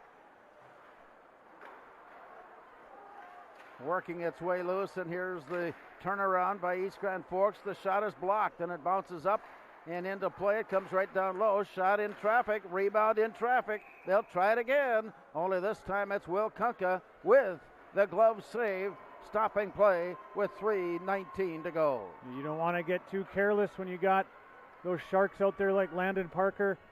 Numerous chances for him as the Spuds again are careless in their own end with the puck, playing too casually, and East Grand's creating turnovers and taking advantage of that with great scoring opportunities.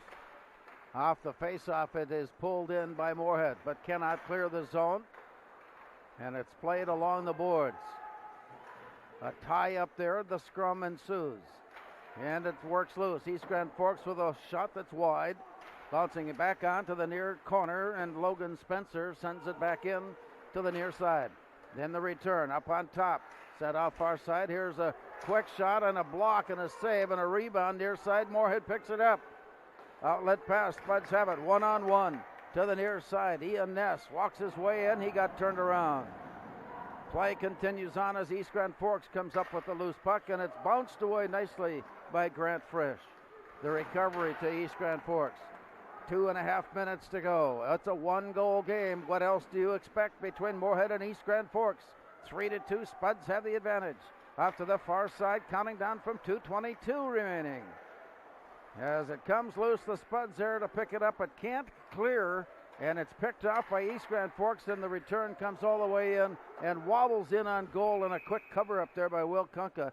If he had any thoughts of putting it back out into play, he wisely chose not to and covered up.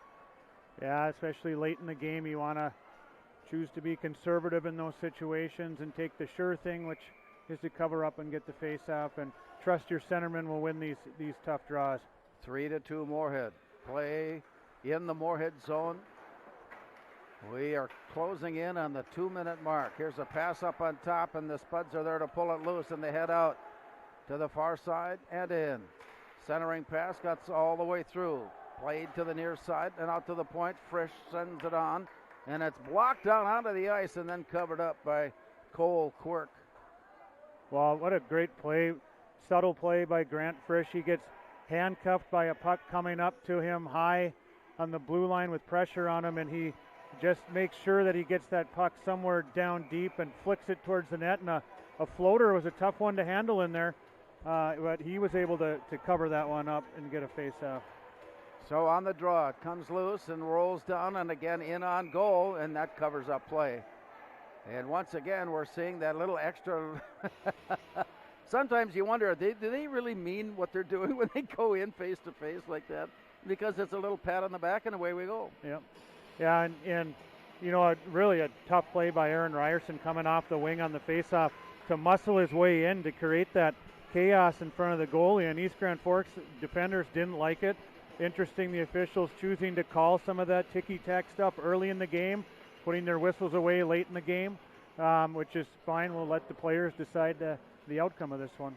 Well, there's always that talk about that very philosophy, is that if you're going to let the players decide the game, let them decide the game. You don't decide it. That's And at what point is that?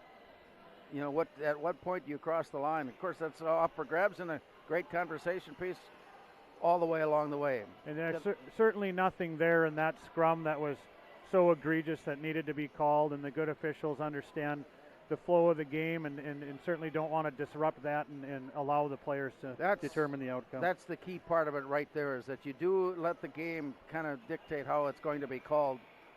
And so with that, we've got a timeout. Tonight's game is a presentation of the Minnesota State High School League, reminding you, check things out online at mshsl.org and find out how you might become involved in how the administration of high school sports is done in the state of Minnesota. Give them a try. Look it up. Officials especially. We need officials throughout the state of Minnesota in any and every sport. Minnesota State High School League, mshsl.org. across the hallway and up the hallway rather tonight, the Moorhead girls basketball team with a nice win over East Grand Forks. 64-32 was the final there. Samantha Zimmerman scored her 1,000th point of her career tonight in the win over East Grand Forks. Moorhead girls hockey team got a 5-0 win over Sartell, and a crucial victory there in Section 8 play. So play continues here. We are down to the 137 mark. As the play comes out to center ice, Grammer quickly turns it around and sends it in.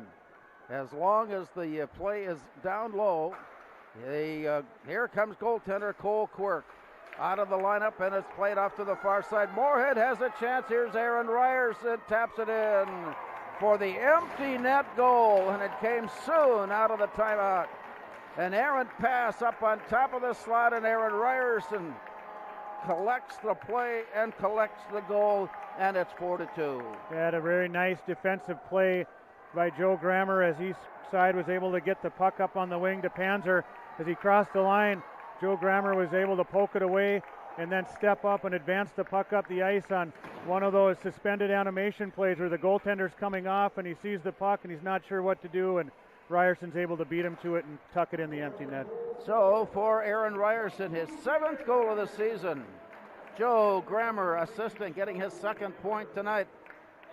And that makes it a 4-2 hockey game now with 1 minute to go. Time of that goal at 15:43. And it came on the empty net. Here's the play up and another shot that was whistled in on goal. Cole Quirk pulling that one in. Well, the old player and nervous coach in me, Larry, it says there's still 55 seconds left in this game, and you want to continue to play with that kind of urgency. The empty net goal can certainly take the air out a little bit, but we've seen the quick strike ability of East Grand Forks. They're going to press hard to try to get this thing tied up, so you don't want to take a shift off here. Played to the far side. Moorhead looking in. Now they'll reverse and go to the far corner before sending it out to the point, and a quick return down low. As long as it stays in the zone, the goaltender will stay in place. Here's the play out to the far side. 39 seconds to go from behind the net. Play up on top. Moorhead taking a whack at it, and it's bounced out to the near side. A look up ice and a long pass is kicked off to the side. Moorhead has it. They'll count it down from 26, and it comes in on the near side. Rolls it behind the net, 19 seconds and counting down. Nearly stolen on the far side. Back up on top, and it comes loose. Again, the Spuds and Green Wave battling it out here in this key battle in Section 8 hockey. Here's the recovery. Off to the near side it goes. Caleb Alderson. And before the period comes to a close, a whistle stops play. The puck chipped up into the netting, and they'll stop it and drop it one more time. But you got to give credit. So just as the nervous coach in me is pointing out 55 seconds and play with urgency, Carson Trigg single-handedly says, don't worry, we got this covered. No worries, coach. Play is down. Time has run out. Spuds hang on for the win. We'll recap today's game and have our 3 stars when we return. Our final score on the Speakeasy scoreboard: Moorhead 4, East Grand Forks 2.